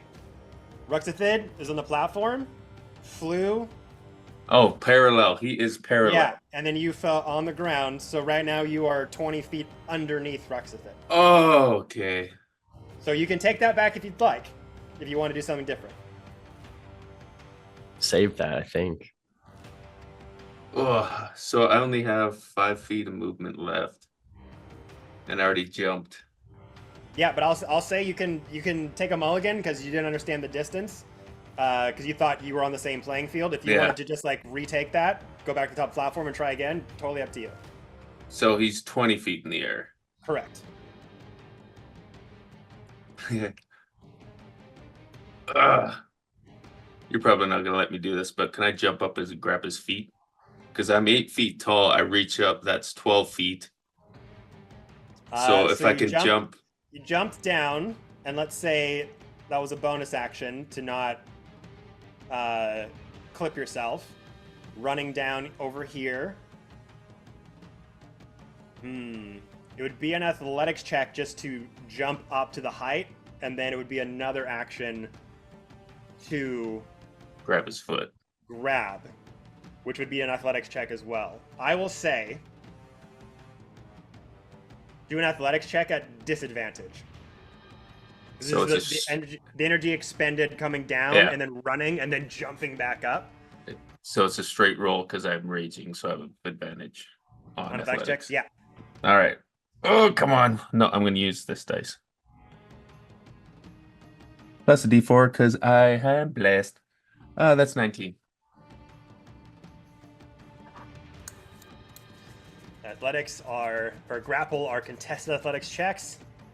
So I have to beat a 19.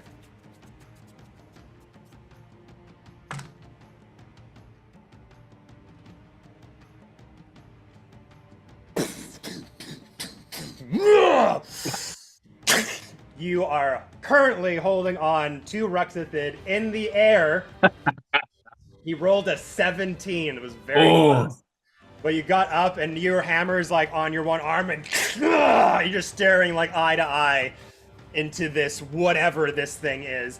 But you're both currently in the air and that is the end of your turn. That didn't bring him down? Oh! Okay. All right. Okay. Anyone else?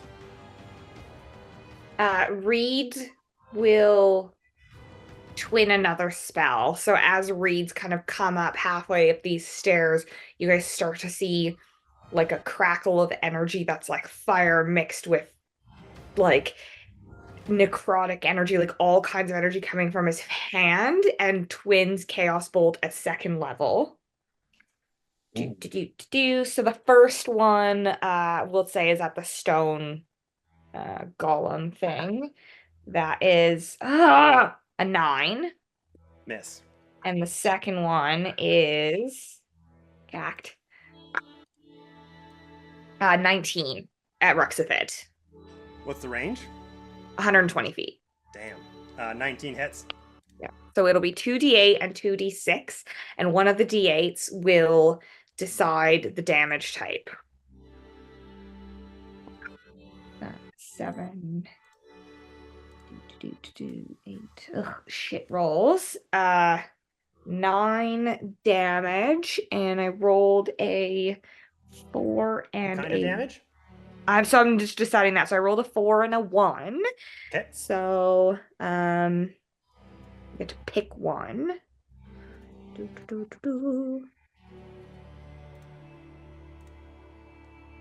Ooh.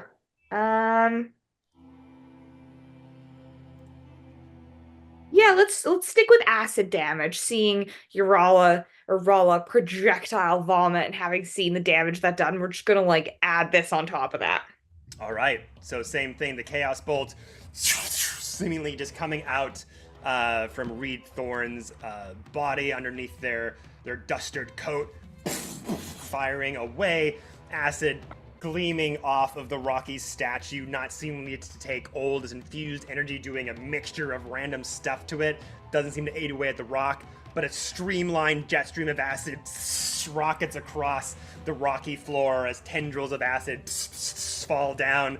Yeah, Torben, you kind of like hear someone just shout out like, "Get out of the way!" And you try to like contort your body to expose a bit of Ruxathid's, and more sizzling echoes into the chamber. Bits of material that it was wearing just falls down to the ground. It's now chest exposed with its green skin of scars and contusions and bruises and cuts. But the two of you still bobbing in the air together. And then Reed, just kind of protecting himself a little bit, just retreated up the steps, kind of back up to the platform. Okay. Yeah, Take a position up there. It's good. Luin, Rala, Hermitha, do you want to try anything? I'm still face to face with old Shield Guardian, so You gonna tag him? I'll leave the stage open if anyone wants to chime in before I. I'm not doing anything. How does Blob look? True. Bob's very hurt. He I will is heal on Blob. one knee. Okay. Nice. Just cure wounds. That is full 15. Nice. He has an action. Let's though, go. Right? I think He has he's a turn? been like suffering. Yeah. But now he's Or getting to blob. fight again. Yes, poor Blob. Okay. I'm going to take the stairs. This is a long way around, but I'll do that. Right there. Lovely. Lovely. So lovely. I'm just gonna stay right over here. That sounds great. Okay.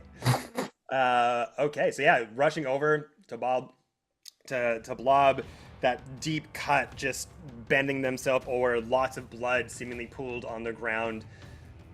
Eyes starting to droop down, looking a bit dizzy. You rush over, seal up that wound tight, the radiant glow of your hands just warms their body, and they just look up at you. Thank you. And Ermitha, then you run off to the back of the stairs as Blob just kind of starts to step up as the blood kind of now is dried on the concrete from the heat that's been just boiling from the lava and the steam. All of you sweating profusely, by the way, underneath your garments, your armor, and everything. Blob just kind of takes his stature once more and looks up. Yeah! The fire lights once more from inside. Rala, is there anything you wanted to do? I was gonna say I might run down to help Wayne. I might kind of like come down like these stairs and try to also attack the guy. The Sure thing. Big stone man. I might try to use Draconic Strike on him. Okay. I'm thinking that's probably an option. Yeah, so it's literally just unarmed strike, and then I'm applying damage. Yeah. Tell him. Do it. Get the sucker, man. He's annoying. Do it now. He's not afraid of me, man. Get him. He's not even scared. Come on, kill me. Come on! Show him Eldritch Horrors. I mean, he's a rock. I get it. He's not a rock. He's a boulder. The boulder. So you're gonna roll to hit. So roll tap on the screen. Tap the +5. Yep, that is a 9. That is a 14. Ooh, that will miss, unfortunately. Okay. So, Bless. You can add your D4 because you're still blessed. Correct. oh, that's right. We love blesses. We love Yes. bless. So the pony dice, the D4, you can roll that and add that to the roll. A caltrop. Bless coming in clutch. It is. 1. That is one more. That's a 15 now. Oh, still not enough. But you should Yeah, you're still swinging. have some key points left over. Oh yeah. So I you have 2 actually. Yeah, so you could do another flurry of blows. That would be 2 Yeah, more so then- unarmed strikes. Yeah, so then I'll use that and try Yeah, again. so tap the +5 again, see what you get. That is a 19. That is a 24. 24. Sweet. So that'll hit, and then tap it again for the second hit. 13. 13. So out of those 3, only 1 hit. Plus So bless. Plus Oh. bless. Bless. Let's see the Damn. bless. Goddamn bless. Flag of bless. Goddamn bless. That's one more. It's a 14. 14. Okay. So the 1 hit out of 3. So tap that damage panel, the 1d4 plus 3.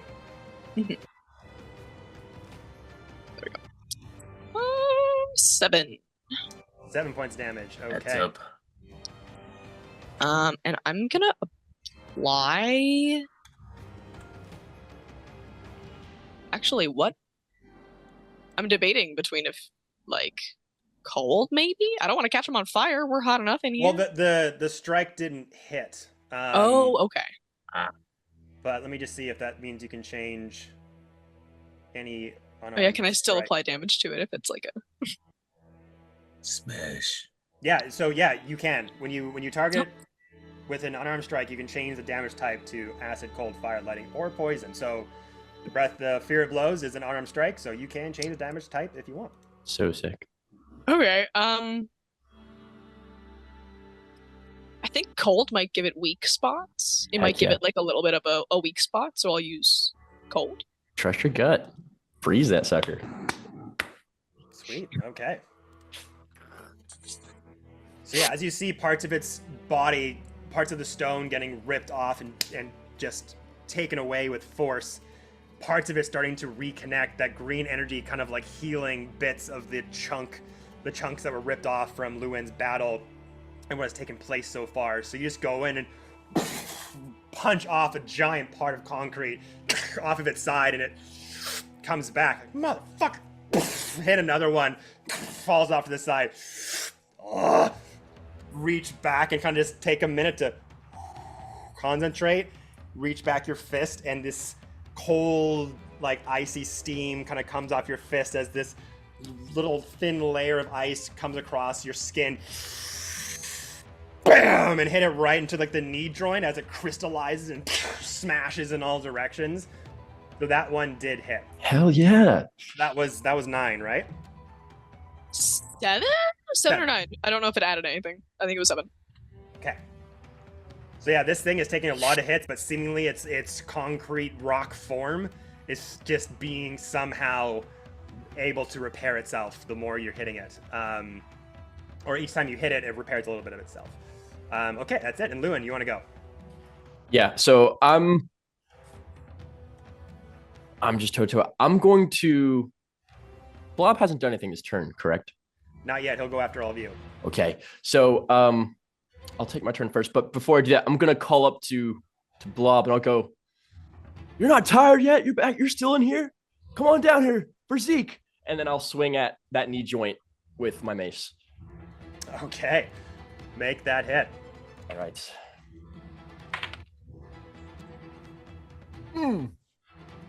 You're blessed.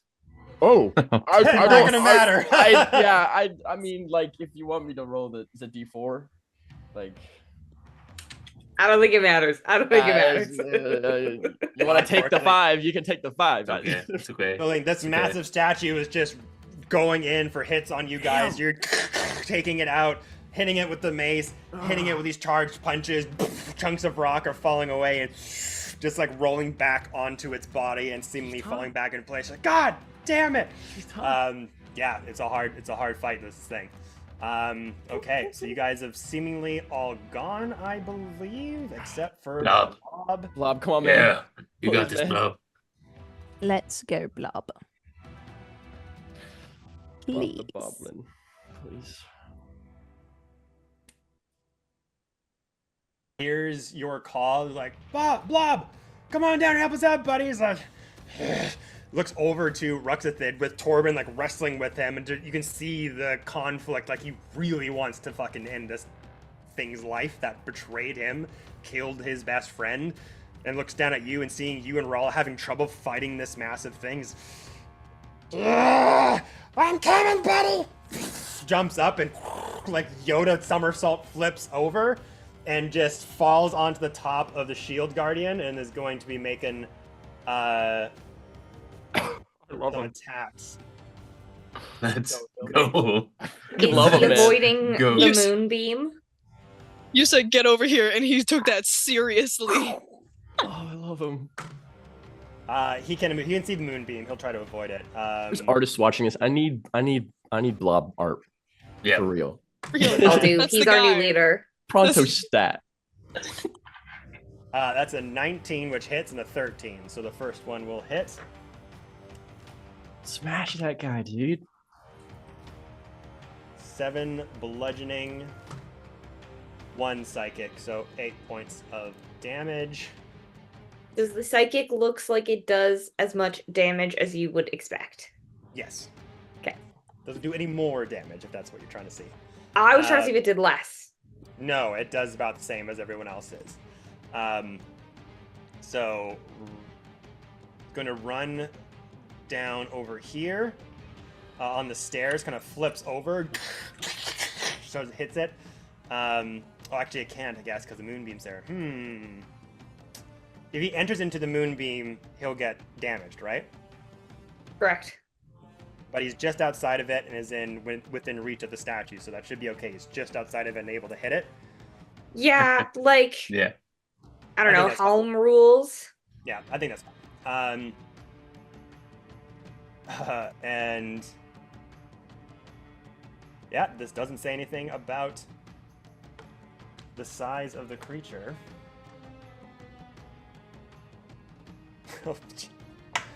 Oh, why do I do this to myself? Is it good? Is it good? What is it? What is it, Kevin? Took psychic damage IRL. This is good for us. Did we kill Kevin? No, it's just this. If anyone who's watching this has watched my Beyond the Realm campaigns, you'll know this is a common theme when my own NPCs fight my own boss battles. Yes! Wait, no? So, Yes? No? I don't know, actually. I don't know. Blob I'm coming! jumps up, turns himself into like a Sonic the Hedgehog, like green fireball. Hits over the statue with all but 2 strikes. The statue got a nat fucking 1 on its saving throw against the telekinetic push. Let's go! All attack So- advantage. Bob, yes! Prone on the ground Freaking currently. love him! Yes. Ground and This is pound our him. fucking guy. Son But- of Oh a my bitch. No, Okay. But it's your turn. It can just stand up, I guess. Use half its movement to stand up. The morale is up, though. Yeah. Oh, yeah. Go! Okay, so with that, we come to Ruxithid and the statue with Clara still on the platform, holding it in place.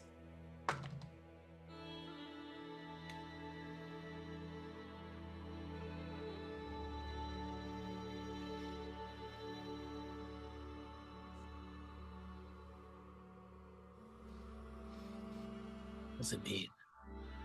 What does it mean? I don't like it. It's like when he says seemingly. He's seemingly surrounded.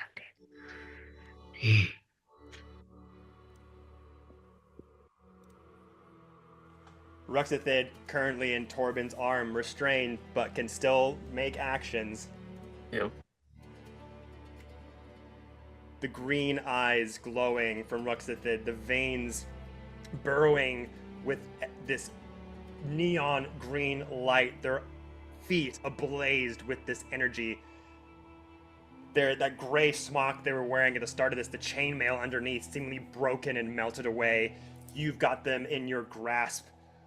Ruxithid looks at you, seemingly struggling and in pain from all the hurt that's going on.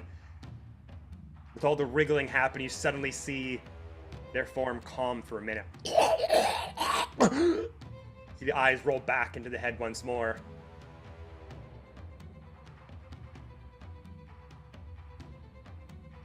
Staring at you, Torben, quizzically.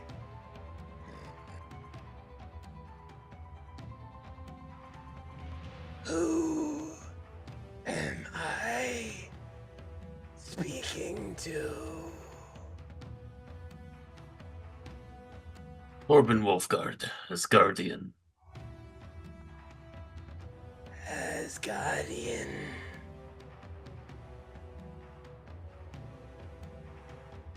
Good to know. Stop what you are doing here. Leave this place. And we will not take the full force of our might upon your Asgard. Your home will be the first to fall if you do not cease this now. You're coming regardless. Might as well make you weaker in the meantime. You were warned. Whatever connection just happened seemingly disconnects. Some other worldly entity chiming in for a minute to have a personal conversation with you. No, this isn't how I do. I will make them happy. I will bring about the change of Valstira. And he reaches into the scimitar, starts to stab you, Torben.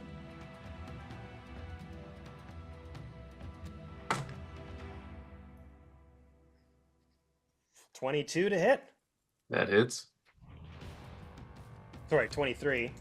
That hits. And miss. So this one.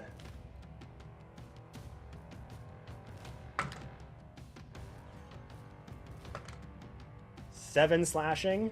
Oh, sorry, 11 slashing. Rock down to 5. 5 psychic.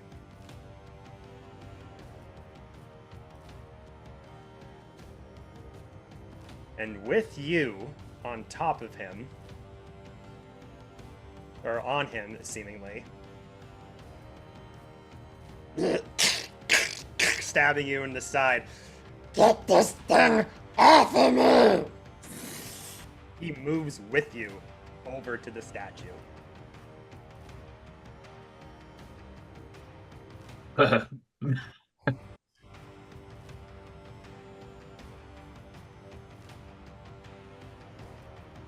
The two of you will go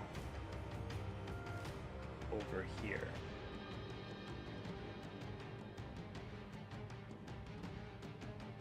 And that See was what you action. did. See what you did with that.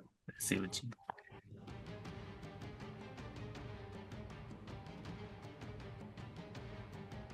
Oh, no, he's on pro. Oh shit, I made a mistake. That's okay. That's okay. Rushes over, says, Get this thing off of me! And this! the statue seemingly still on the ground, takes its massive stone foot, hits Blob right in the face. Also, the Stone Guardian will take the moonbeam damage at the start of his turn. Correct. This is an action that Ruxithid is. This is a bonus action from Ruxithid to let Okay. the shield thing strike. So it's going to make a strike against Blob. It's a 3. It does not connect. Hits Maybe you against should- the stone steps. Okay, so now it's Shield Guardian's turn, so it'll take the moonbeam damage. Ooh, 13 again. That'd 13 be. damage. Okay.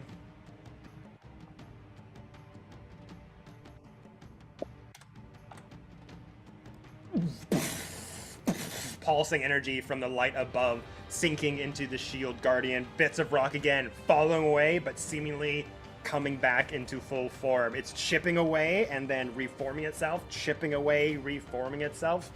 You're doing damage to it, but it's a slow struggle right now to get it to listen.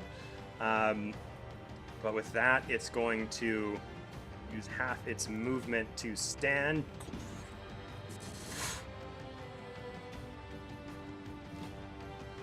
And Is anybody nearby? Does that provoke? Now, if it moves, it does. If it moves, okay. yeah, it's moving in place, not moving away right now. Pathfinder, they'd smack that thing right back to the ground. Yeah. Heck yeah, they would. Heck yeah. Excuse me. And it's going to make 2 more attacks against Lewin. It's not listening to. Oh, no, Right. sorry, you're right. Said Bob. Said against Blob. Boy, The blobster. a single tear coming Corbin out my face. dooms Blob to his No, death. I was saying, wouldn't it on, listen though. to Rexentrum? It was get this thing off of me. Yeah, exactly. Me rather than So him. I was me, yeah. Oh, no, that's right, that's right, that's right. So be it. Oh, not you. No. Blob. Because it has to move to get to me, I think. It's currently within your range as a large creature, so you were within 5 feet of it. So it takes up 4 squares. Oh, fine. I'll get smacked again. So this is the thing. It's going to hit you. If it connects, there's a chance you might let go and fall. But we'll see. You're fine. You're fine. You're I'm fine. You're guessing fine. it's You're an fine. athletics check. I'm assuming to hang on, Okay. and I'm good at those. And I have advantage. And bless. Best.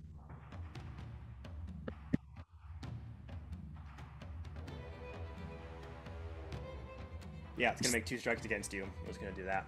Okay.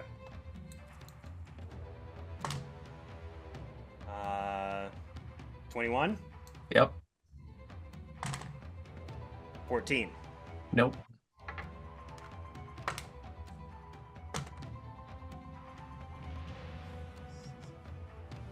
It's 9 points of bludgeoning damage.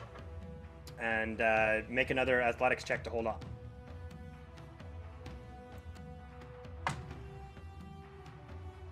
That's a net 20. So Ah! 27 plus 4, 31. I'm Let's hugging you real go. hard. You're not Let's getting me off you that go. easy. There they are. Okay. All right. This one again. This one again. That is going to be its turns. Yeah, Rux did bonus actions. What did I roll to get that thing? Okay. Yeah, so your guys go.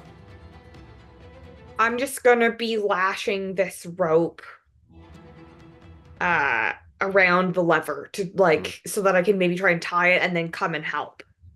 Okay. I'm going to call out to Reed and say, Reed, why don't you try and make this Unigoblin a little bit smaller?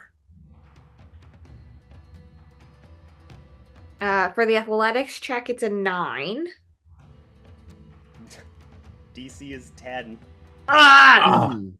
It's 10. You're not 10's blessed. the basic DC just to do simple things. So you go and you're like, kind of the stress of the situation. You're trying to tie a knot, but it's just not taking hold enough. And you realize there's not enough give on the rope, and like the thing starts to go back. Tough. So that would have been my action. Is that right? Yeah. Okay, I just want to check something real quick. Okay, yeah, no, that's fine. So that'll be Clara's turn, and I guess she's just like holding on to it, trying to keep it, prevent it from going up. And then I'll let you guys do stuff while I decide what to do for Reed, because my phone's missing. Hamida is thinking a lot. Quite a lot. Let So, me see. Kevin, so my necrotic shroud says until the transformation ends once on each of your turns, you can deal extra necrotic damage to one target when you deal damage to it with an attack. Okay, so I have to attack it first. Never mind. Okay, I thought it was an aura thing. It's not. It's per attack. How hurt does Ruxithid look? He's been wounded. He's not like fatal, but he's getting there. There haven't been too many attacks on him, to be fair. There's been a few good hits, and he is wincing. He is bruised. He is cut. He's wheezing, but still standing. It doesn't. Tiny. Make It doesn't. little. Yeah, that is a good idea. I do have a question because it doesn't. Oh, go ahead, Clara. No, you go. I had a question. So I don't know if it doesn't detail it in the move, but for Necrotic Shroud, is the 10 feet for the Charisma saving throw for the Frighten? Is that something that's always active as long as that minute is going on, or does that just activate upon the activation of Celestial Revelation? I'm not sure because I was trying to read through all of them, and I'm not sure if that is an active Frighten for the whole minute. Single instance. Okay. Single instance, yeah, Understood. yeah. Okay, thank you. All right, so I'll probably just be focusing the Shield Guardian and trying to keep its attention on me. Okay. While that's happening, I'm going to use my bow and my arrow and try to shoot that. Yeah, Rux. We call them Rex. Rex. All right. Rex. Tried I'm and just gonna true. try to hit it. 15. 15 just hits. Roll damage. Oh, thank God. I'm blessed. No, I'm not. Y'all are blessed. Wait, I'm blessed. It doesn't matter. There we go. A 9 damage. 9 damage. Had to be. Piercing, specifically, if that matters. Okay. And that's what I'll do. So same thing. Going for the shot. Oh, just wincing out from the pain as the arrow spikes in through the back, and a bit of the tip comes out to the front, almost hitting Torben, but just stops just short. Blood pouring down from the exposed chest, but still up there. Sorry. All right. Anyone else? Reed's like looking back and forth, I think, kind of with everything that's going on and like trying to decide what to do, but seeing like Torben hanging off and Lewin and Torben like taking beatings from this creature. I think he's just going to try to cast Enlarge Reduce, but the reduce side of it again, twinned. He still has sorcery points left. So both will need to make a save for that again, and he's just casting it at first level. Nice. How many sorcery points do you have left? After this, I'll only have one left. Okay. So doing reduce on both of them again? Yeah. Con. And it's con? Yeah. Hey. You're gonna fall from the sky, Torben. I know, that's what I'm worried bring him about. with me. I'll bring him with me. Just turn him down. I'll drive him down. Con is 17 for Ruxathid, Okay, that will succeed. 16 on the die, and then the statue, 12. That will Yes. fail. That will fail. Okay. So, he's reduced by a size. He's 1/8 normal weight. It is disadvantage on strength checks and saving throws, and the weapons shrink, so he does 1d4 less damage. Okay. Disadvantage So on strength checks and saving throws? Yes, that's correct. Okay. It's made him more manageable. Oh shit. He's now out of the moonbeam radius, though. You can shove him in it. Yeah. Actually. You're our size now. And then I think He's Grappling. grappleable now, isn't he? Yep. yeah, he's grappleable now. This is Yeah, that'll be music Reed's to my turn. ears. Yeah. I like the sound of that.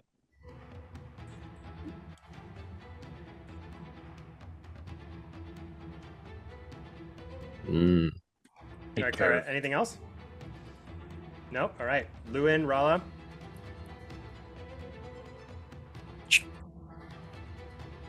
This thing I'm is now just debating. been shrinking as you see Reed, Thorn, Torben giving out orders like, shrink this thing! Just takes it hold again as that seismic force. Again, Ruxathid able to somehow, in sort of wrestling with Torben, kind of you guys floating around, turning around. He's Reed's like, damn it! Turns over to the statue, starts to shift and break as rocks chunks fall to the side, and its body just Yes. and becomes just a bit tall, just about the same size as Lewin, down for size, and now is at all of your height level. Okay, I'm going to go for a melee strike on him, and then, well, I guess I'll get that out of the way first, and then let me get that out of the way first. I'll roll the hit. Dang, man, it's D4. this- D4. If it makes a Four? difference. That's right. I think it may.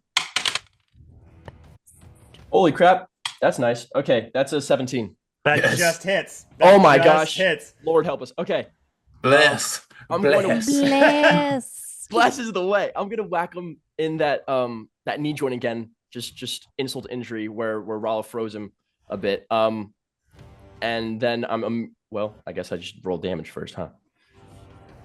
That is attack. I'll just roll it on here. I shouldn't have rolled it on there. That's I get it. No, that's fine. It's 7. 7. Okay. It's a number. It's a number. All right. And then I'm going to use a superiority die to use my grappling strike maneuver, which happens right after a melee attack. Okay.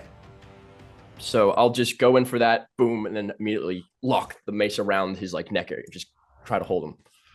Sweet. So you get to make a grapple check then. Yes, that's a strength athletic That's check. correct. They'll Got have it. disadvantage because they're reduced. Okay, And nice. You get a D8. The bless on to that it. as well. Yep. That's a bad dice now. He's a bad die. You get your maneuver die added to it. Plus, so okay. D8, yeah. D8. That's 8 plus my strength mod. 13. So you rush over to the statue now at your size, and you're just like your presence comparatively not very menacing, but now that they're at eye level with you, this like stringy eldritch-looking figure that you Fear me become now. with the mace in hand, you're like, playtime, this just begun. Crack! You hit it across the face. Its concave face now being lit as more chunks fly from its face, causing the smile just to get smacked away. Now there's just like an empty vestige of a crater in its face. As you smack it, it spins around, and the chain around the mace, you put it around its rocky throat. You've got it like the chain hits its wrists, so it's off against its chest, and you have it grappled. It's not going anywhere currently. And I'll just call out to Rala and Bob. You can move it into the moonbeam. Because you can drag a grappled creature. Can I do that in this turn? Yep. Yeah, so if you have it grappled, you basically are holding it. So with your movement, you can move it around now. Yeah, I'm going to just kind of like hip toss it into the moonbeam if I can. Yeah. Wait 1 second. How much movement does he get with it? It's his movement. He's got It's it. just wait, I can drag him for 30 feet. Lava. Oh, half movement, so 15. Half movement, sorry. Yep, you can move him to the lava. All right. I guess the way that I want to spice this, then, if it works, I'm going to put him into the chokehold, and I'm going to drag him about 10 feet. And if I can just launch him into the lava off my hip with all of my lanky grappler-esque movement. Yes. And see if he likes that very much. You have him over, you have the statue in its neck, and its wrists are on your body. It's like you're pulling it over the statue, bulky in nature. Its movement jittery, but slow. Its heels dragging as rock on rock skitter across the ground, leaving these little burrows of dug earth around you. Over to the lava pit, the steam, the bubbling coming near you. This thing trying to like move, but it doesn't know how to act being this size.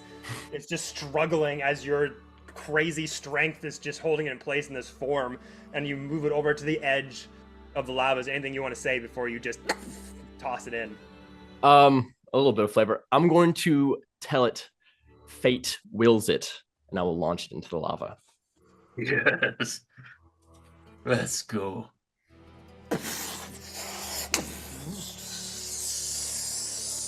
Siblings start to rise from the statue as it's now small enough to fit into that tunnel system, and parts of its rocky body start to erode away. It's going to instantly, because we made our own little homebrewed rules for the lava damage before this game, because for those of you who may know, apparently in the DM's guide, lava does 18d10 damage the moment you're submerged in it, which is weird. So we came up with our own little round system for it. So for this round, it's instantly going to take 2d10 fire damage. Nice.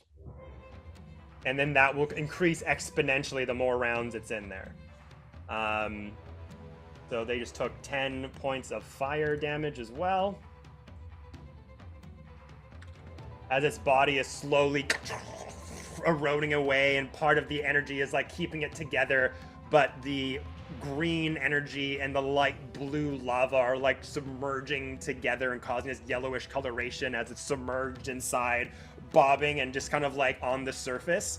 As parts of the rock are becoming blackened and hardened down, it's slowly sinking inward. Now, as that happens, go ahead, Torben. While Rexentrum sees this happens, Torben's gonna sneakily grab the gem on the forehead and attempt to rip and break it off his head. Rip it out of his skull. Nice. Another athletics check.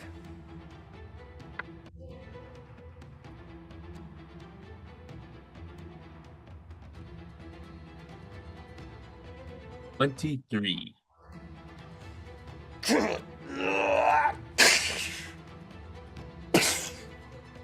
You break off the horn-like crystal out of its head, snapping it out.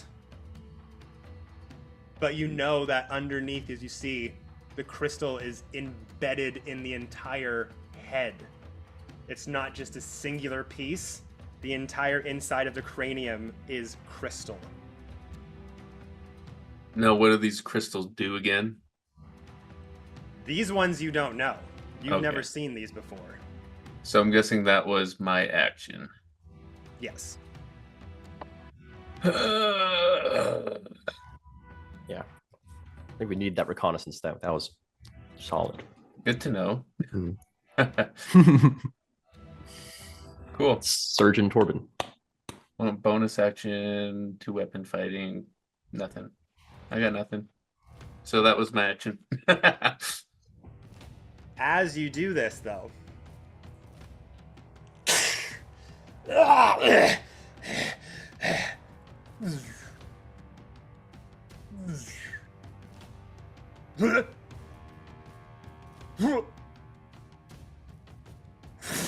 you both fall.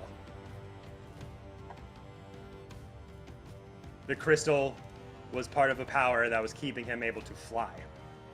Cool. I have him grappled correctly. You do. And how far am I from the lava?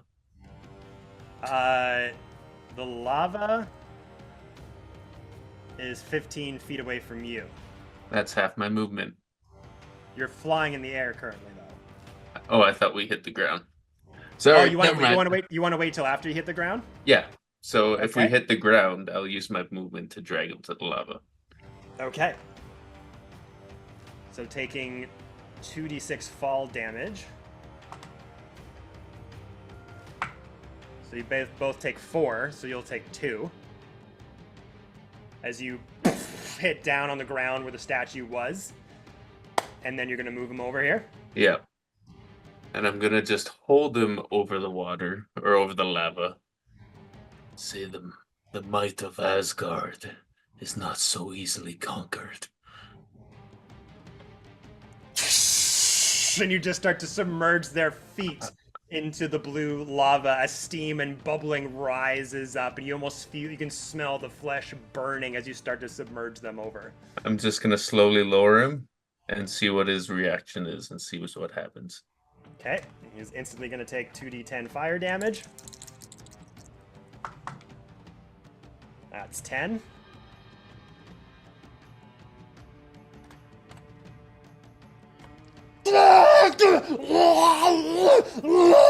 Just screaming out in pain. You see that the energy inside of him is starting to flicker a little bit. The brightness of it is starting to be subdued more and more. And he's just screaming out in pain. I am the Harries of Chains! I was chosen! Where- Save me! Where are your gods now?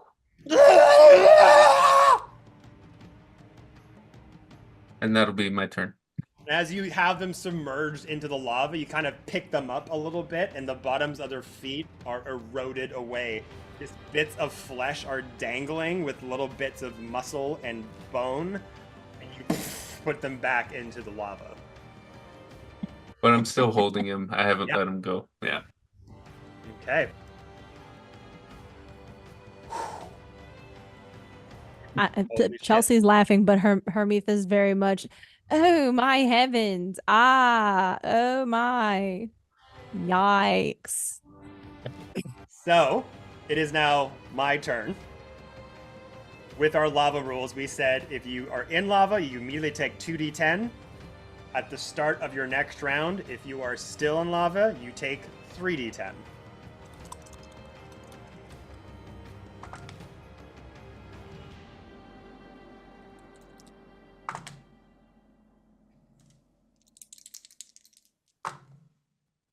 Something smells funny. Might be a shield guardian. I don't know though.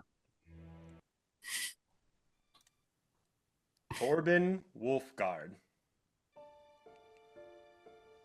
how would you like to describe the end of Ruxithid as you continue to submerge them down into the bluey lava river? As soon as I see the life start to flicker, I'm going to reach, snap his neck, and place him beside me. And just look down, kind of disappointed. Oh, my friend, I see that your gods don't serve you well. And as you transition into this next life, I hope you find the right ones moving forward. As you lay them down with that speech, you notice the crystalline brain, the bright green energy just starts to fade away. Splintering sort of emerges, and you can hear it as the crystalline essence underneath just starts to crack in all directions, just breaking. Then you see, you don't see, you hear something, all of you, as the statue once more just gets submerged as it starts to bob and leave the area, as it gets fully submerged in the hot blue lava and its rocky body just erodes away. You all, in unification, you all start to hear voices echoing all around you. The sanctum fills with a cacophony, like thousands of voices crying all at once.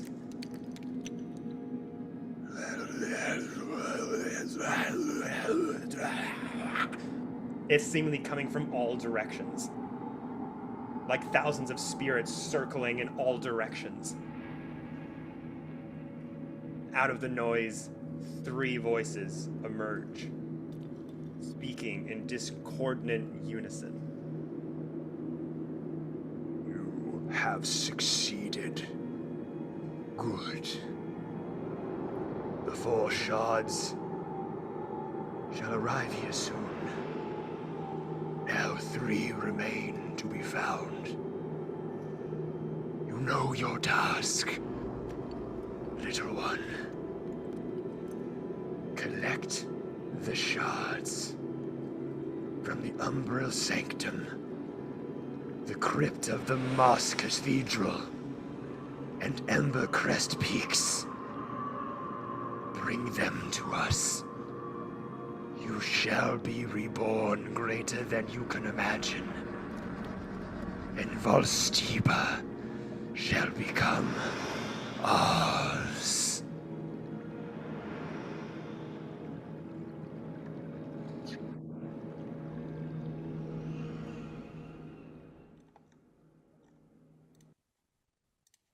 Did you all hear that? Yes, I did. That was...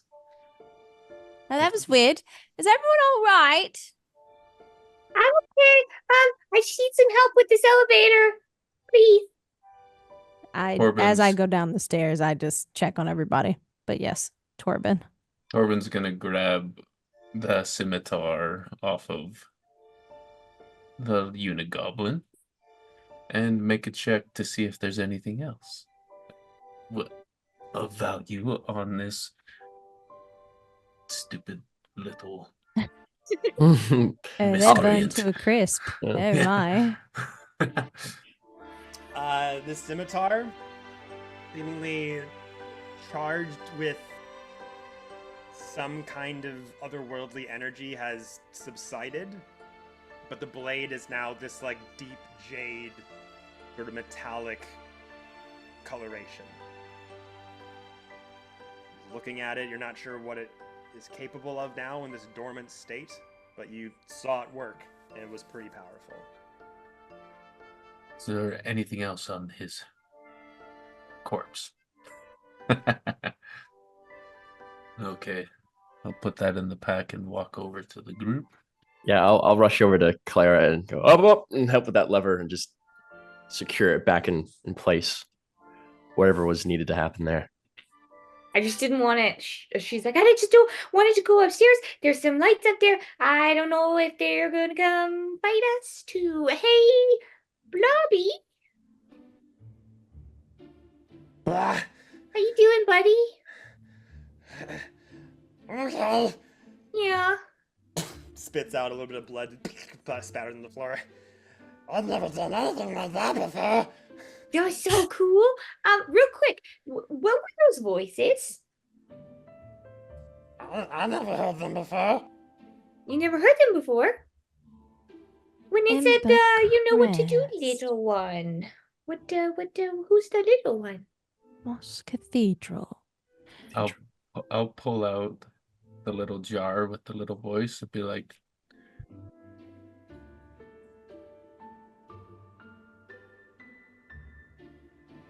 Oh, I think you're muted, Torben. I thought it was on purpose. I touched it with my hand. Secret whispers. Secret whispers. Really? Did you recognize that voice? That voice that echoed in our minds. Oh, I've never heard anything like that before. I heard the others say that their leader was spoken to from a higher power. A god, many gods. Could have been them. Okay. All right. Well, you just hold tight to my friend, and I'll put it back. You said you were gonna. While that's happening, I try to any of those places, which just ruminating, it was the Moss Cathedral, the Embercrest Peaks, and Umbral Sanctum. The Umbral Sanctum. Umbral.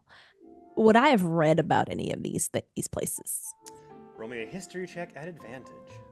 Ooh. Absolutely. Can I also help with that as she's ruminating, thinking back to, and like I think Anna knows, but Clara thinking back to when we first met Blob and Zeke, they were telling us that there was 4 places that big shinies could be found. Right. And would these 3 places connect to what they told us? So just trying to help with that rumination.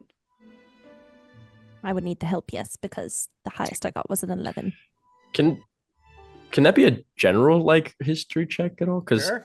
Because I'm wondering if Lewin would have heard of any of these places Lewin, during you scrimmages. know one of them right off the bat. Okay. The Moss Cathedral Okay. are the swamplands. So that's the Enlightened Dominion. Roger that. For Mitha doing an 11. Yes. These are areas, regions within Volstiba. Mhm. The Umbral Sanctum is where the Onyx Kingdom resides, the kingdom of the Drow in the Shadowed Lands.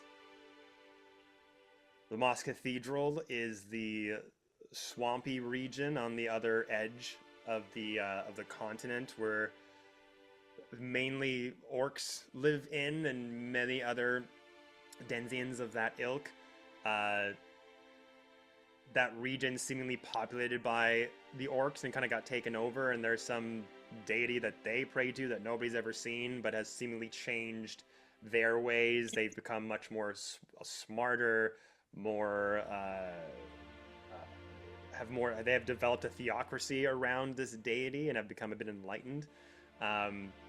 And the Embercrest Peaks is way up into the snowy mountains, past where the Asgardians have laid claim to a bit of land in this part, where the Dragonborn live. Ruminating on this, I'll say that Hermitha gets excited at the prospect of just even thinking about these places being on the horizon. So, yeah, it's kind of dangerous. We just had voices in our head, but Hermitha's like, these are fascinating. Fascinating. And that's what I'm thinking while they're doing whatever they're doing. Okay. Anyone else? I We're gonna I do- would like to know if that relates to what they told us earlier, where the big shinies were. Because they did say that there was the tavern, Barthen's Well, Miners Exchange, and Shrine of Luck to Odin was like the 4 places where the big shinies are. So would I be able to maybe just using like knowledge of the area know Yeah, about so those? there's no roll needed for that. Okay. Those were areas within Crystal Brook Village. Okay. So with the voice having said that 4 are being brought to us, there's still 3 remains. Just gonna do a quick look at what's around in this place. I'll do a walking perimeter Sure. before Throw we in here. leave.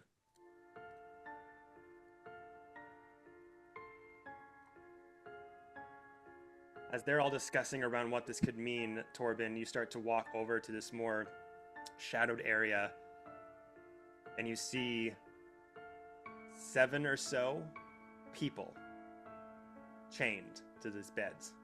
Ew. Makeshift bedding, various types, looking more like locals from Crystal Brook, and one very disheveled spell guard captain, similar to the navy blue garbs that you had seen during the festival. A lot of them huddled up, some of them holding each other, just like waiting for whatever this battle was to seemingly end. The spell guard captain, long, stringy hair, wisps of gray inlined, has a massive scar, looks like 3 scars raked across their face and a makeshift eye patch. Has kind of like musketeer-like mustache that kind of comes up like this, and a bit of a goatee that goes down like that. But those traditional spell guard uniform with the navy blue that kind of is cinched over to one side, that kind of drapes down low with a high collared neck. Just kind of like dirty, scraped, and just seemingly hunched down on the ground, just staring down. You kind of come in the area, and they all, like, some of them kind of shake for a minute as your presence is seen. The spell guard captain just kind of looking up with just dirt and dust and looking a bit malnourished, looks up at you.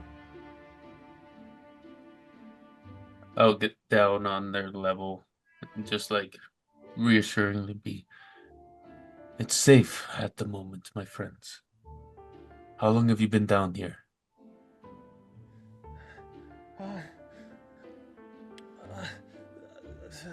A couple weeks. We're not too sure. We've been down here a long time. They're all chained, correct? Yes. Spellguard captain seemingly just head down, looking at the floor, not really paying attention to you. Captain.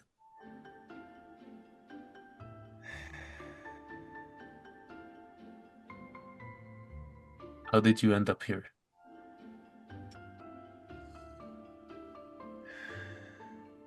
Was out on patrol. Green bastards swarmed me all over the place and knocked me out before I could even make a goddamn move.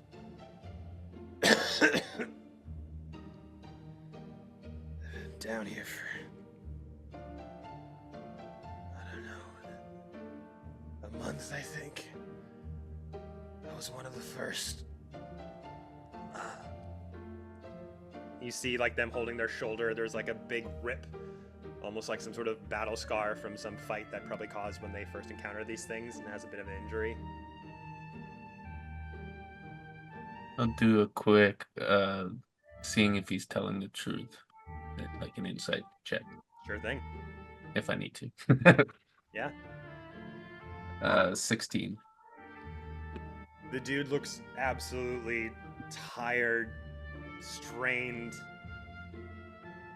I mean, doesn't seem like he'd have a reason to lie to you in this moment. Just looks like he's been down here a long time, is just absolutely just fucking over this and just wants to move on. I'll go around and break their chains with my hammer. Yep. On that sound, I'll go over there. So will I. And call Captain Reed to come with us as well. Reed? Okay, sure. Oh, yeah, Captain Thorn or Thorn Detective. Thorn, yeah. Yeah. All right. As you all start to enter into this room and see all these people kept in here, Torben smashing the chains so they can finally stand, just being kind of crouched and lying down for long periods of time. Anything you wanted to say? Goodness. This is a tragedy. What do you think they were doing with them down here? Spellguard Captain, after you do you free his chains too, Torben? Yes. Starts to get up, clutching their wrist. Something about a sacrifice or some deity, I don't know, ritual, needed bodies for something, I don't know. My brain flashes to the exploded faces. And then I remember what Blob said, and now that all clicks in my head. I'm like, right. Well, there will be no sacrifices happening today. If you all could crawl this way, can you stand? Some of them are being kind of helping each other lift up. Like, yeah, I think so. It's been a while since we've eaten. It's gonna take a second. Take your time. Does the guard, does the sentinel, does he seem the most damaged out of the whole? I'm assuming because he's been there the longest. I'll help him up as I cast Healing Hands on him. But wait, tut. And these are regular humans, right? Like, yeah. I've got this. And Just okay, but hold wait. on. I'd say this with a lot of gusto, but then I'm like, do I have this? How many people were there again? It's like 7 of them. Yeah. I'm gonna channel Preserve Life. Hey. And I'm gonna just split all 20 of those between them. All 20 hit points. Oh, okay. I'll midway just close my I'll be fist like, from the healing and let her Yeah. Lewin, you've done enough. Go on ahead then. I saw your heroics in battle. Quite impressive. And then I'll do that. And hopefully it's enough to at least just get them standing. Yeah, as soon as you kind of go in there and just say, like, hey, hold on a second, kind of tune into that healing power, and this radiant light kind of shines off of you, casting this brilliant warmth around the darkened room, almost purveying over the blue light that's coming from the lava and the flickering of that. Just like this beam of radiancy just envelops everybody, and you see scars and contusions starting to heal up. Bruising becomes flesh of the skin. You see everyone just like their eyes widen, like they all just shotgun a Red Bull. You can just see the like life coming back into their skin. The circles under their eyes just flush away. They also look at each other like, "Oh my God, you're okay!" And they just like can't believe that someone's finally here to help them and making sure everyone's all right. And you see the Spellguard Captain like crack his shoulder kind of back into place. Oh. With Hestia as my guide, find your way to hearth and home. The Astral Citadel will hear of this. Thank you. If I can get to the surface, I'll connect with them and I'll make sure you are all happily rewarded. What was your names? Hermitha. Lewin? Orban. Clara's not there. She's still holding the elevator. And that's Clara. Hi! Please mind our friend Drala. They had just, like- quite of a mess up there.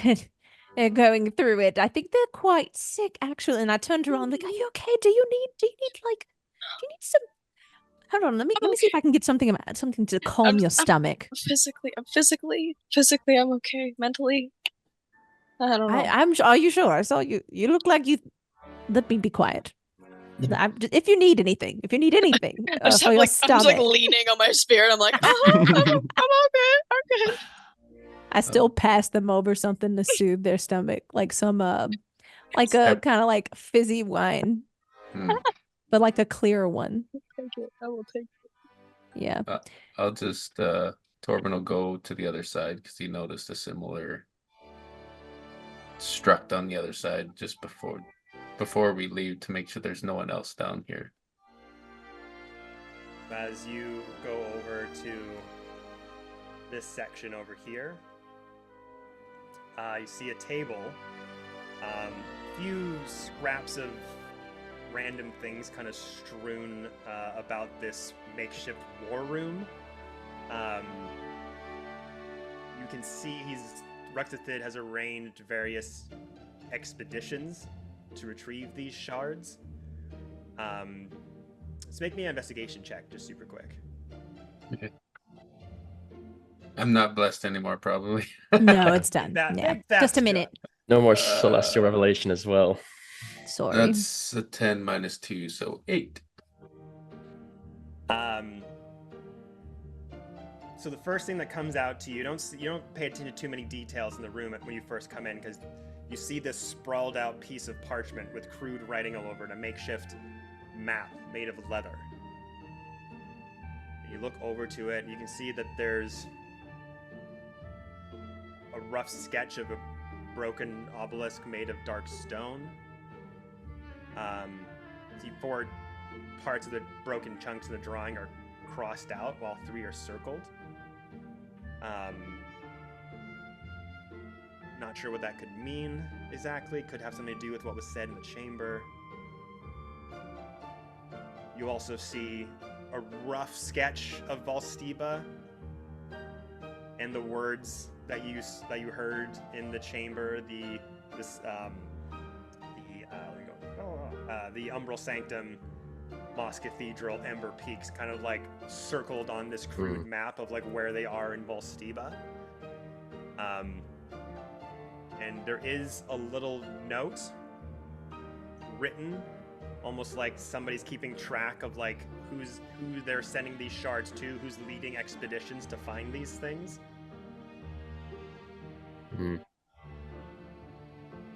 And one name out of the scribbling of all this comes out to you. Torben Wolfgard.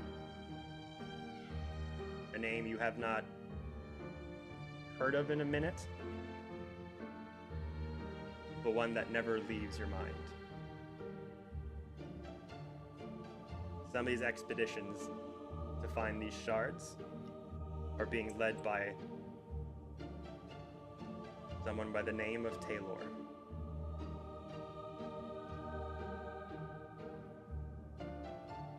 Visibly shaken. Torben will collect what seems important and just walk over to the group. It seems like we're in process of trying to collect these shards. And yeah, that's all he's gonna say. I'll put a hand up on Torben's shoulder and just, good work, my friend. And I'll ask, did you by any chance keep the unicorn point off of Ruxathid? Of course I did. Could I see it? Yes. And pull the horn out and hand it to him. I'll take it and I'll crouch down to Blob, and I'll take his hand and I'll put it into it, and I'll say, many things have happened here on this journey, and me and my friends here did what we did to protect you. Your friend Zeke fought valiantly. As a fighter myself, I've only seen a struggle in that size very rarely seen. You should be proud of him. But what we did, we had to do to get here to secure this victory, and we thank you. Our loyalty to you and our friendship remains unshaken. When we get back up there, there's going to be a lot of people you know. There's going to be a lot of faces you recognize, and they're going to look up to you. This falls to you. Take this. And I'll place it in his hand, and I'll give it to him. And I'll stand back up. Just kind of looks there with this crystal in his hand.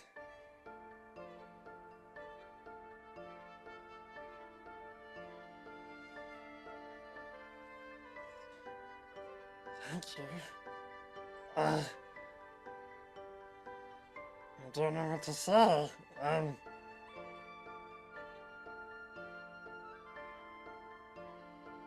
No one's ever given me a gift before. Say nothing, my friend. You bow to no one.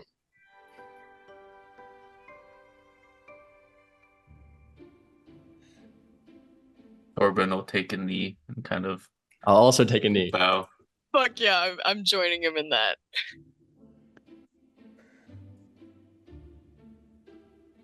Clara joins in whatever way she can while still holding on to the lever so that we're not coming up.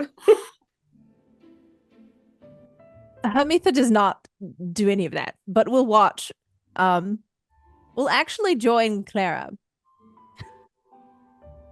Okay. I'll do a cutscene. And the rest of you kind of bow down over to Blob. The rest of the captives are coming out of that room and just seeing you all bending. Like, they don't really know what to do, so they just kind of do it as well. They're just like going along with it. The spell guard captain is like, oh, for fuck's sake, all right. And just like I'm just like waving to them, like, just go do it. Reed Thorne as well is like, first time for fucking anything, and then puts down a knee. Blob looks over to all of you like, I thumbs them up. I just look at Bob.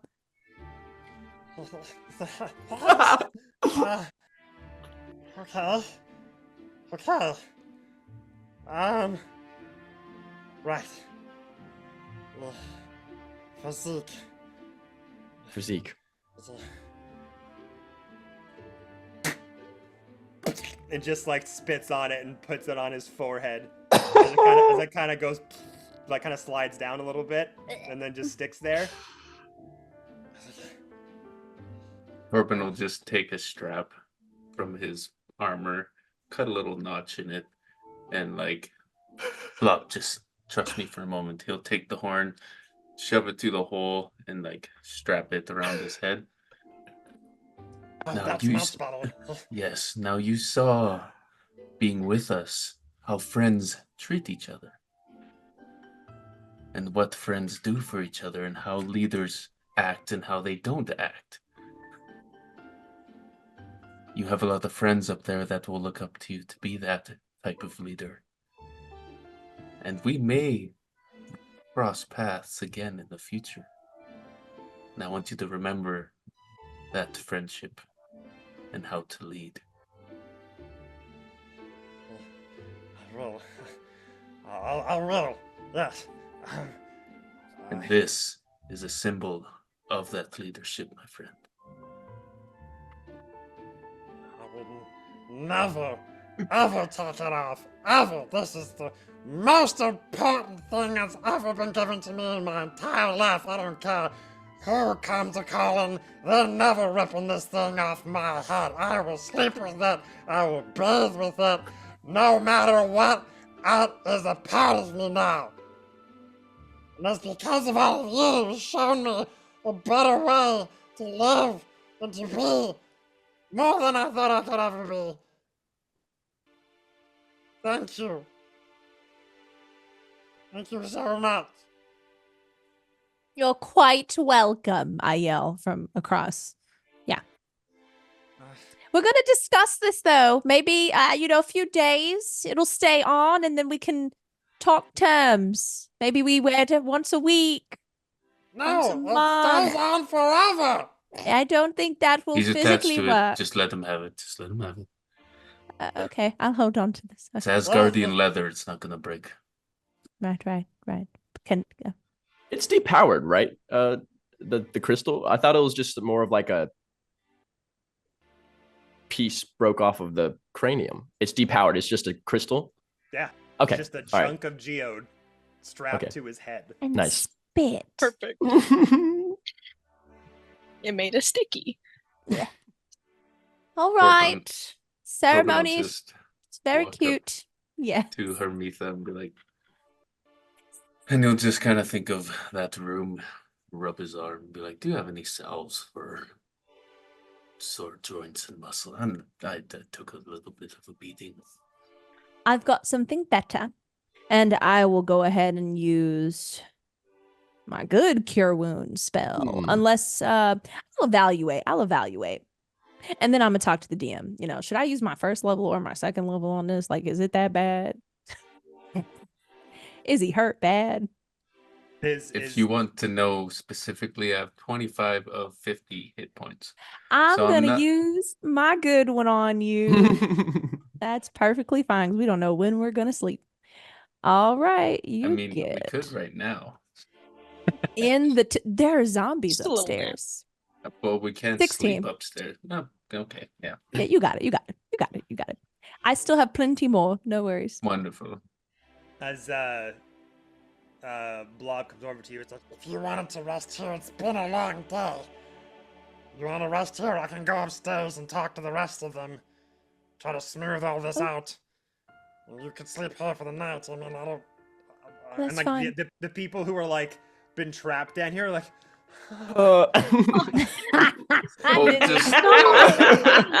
I was Remember- going to drag them through that whole running phase. Yes. I was gonna say, yeah, there's like those zombie things up by the bridge. So Blob might get stuck and die. Oh right. Yeah. Right, we gotta clear that. Yeah, Ew. Blob, how do you feel going on your own? Maybe you need some help. What about those Stick with us for now. yeah.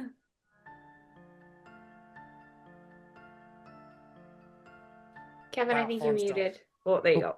Just go. Sorry. As long as the platform is down here, they can't get down here.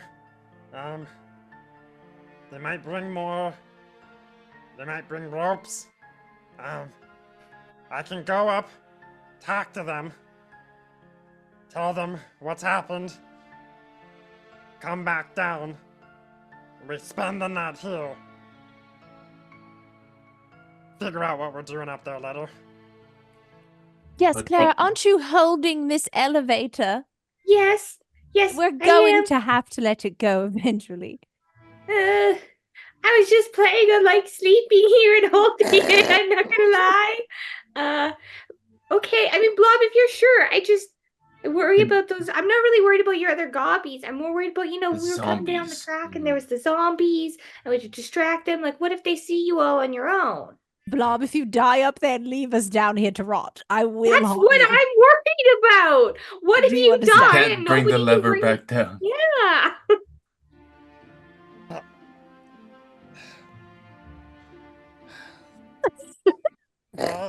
I need the goblin to do that. Exactly.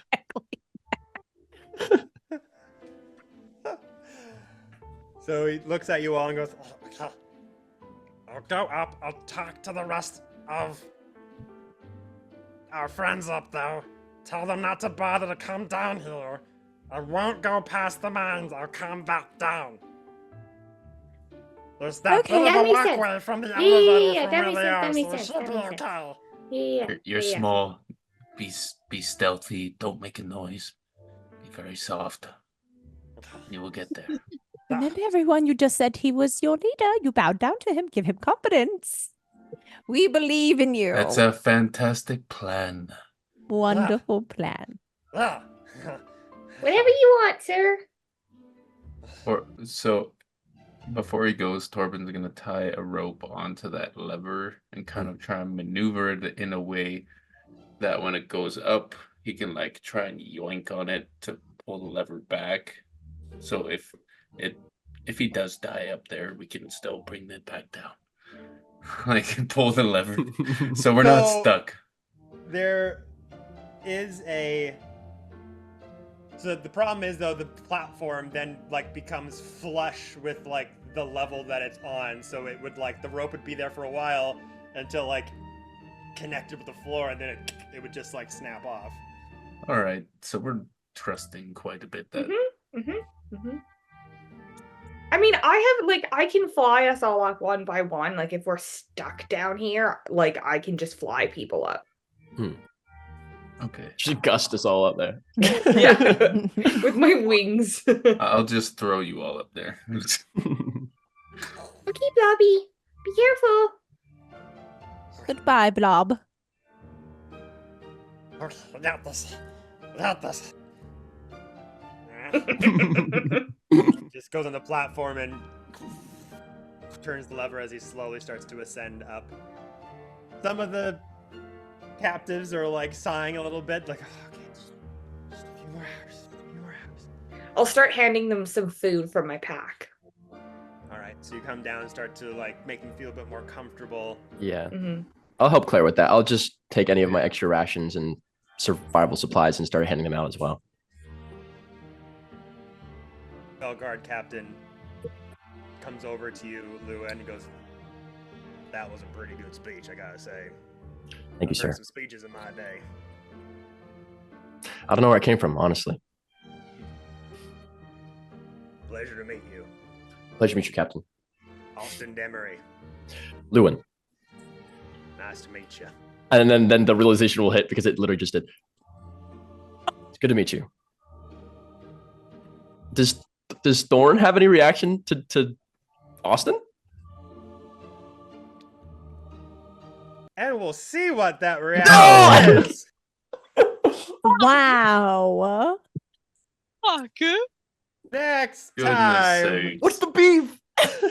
That's on nuts. War of the Realms. Woo! Thank you all so much, everybody, for taking part in our first boss battle of the campaign. First little you did We great. didn't die. We didn't No. die. Didn't. Look at y'all. Blob Working didn't die. together, doing shit, teaming So up. stressed. The So fact that stressed. Blob didn't die is like, Oh, yeah. Yes. fuck Amazing. yeah, It's man. because you freaking saved them. Yeah. Yeah. That's insane. Real close. If those damage so dice were proud any of us. higher, that would have been a one shot, just sliced through. It's like, I finally have the. Oh, dude, hulked out. What a king. Yeah. Yeah, you don't ask questions when you hear, oh, the blade went through his rib cage. I was like, yeah, let me get up there. That's, yeah. Yeah. He did. When I heard both of them hit, I'm like, I gotta stop one of them at least. Scimitar It does was not good. sound nice. You crowded around. There was a spell stored in the Shield Guardian that was kind of a one and done. That failed. beam? And then, yeah, that was a phantasmal killer spell. Damn. What does it do? If you fail, you see an illusionary manifestation of your deepest fears. So I was going to have Lewin describe what that would have been. And on a fail, you are frightened for a minute. That would have been such a cool lore moment. And you take 4d10 psychic damage. Dang.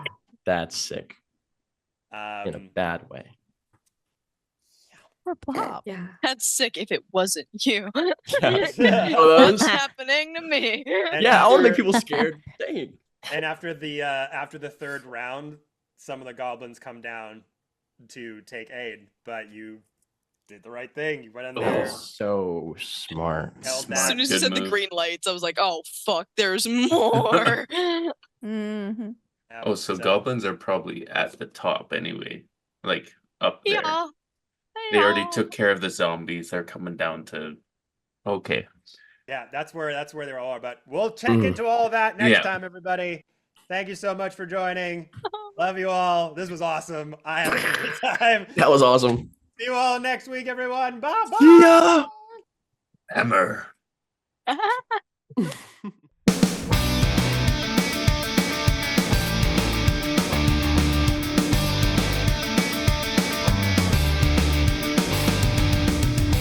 What the?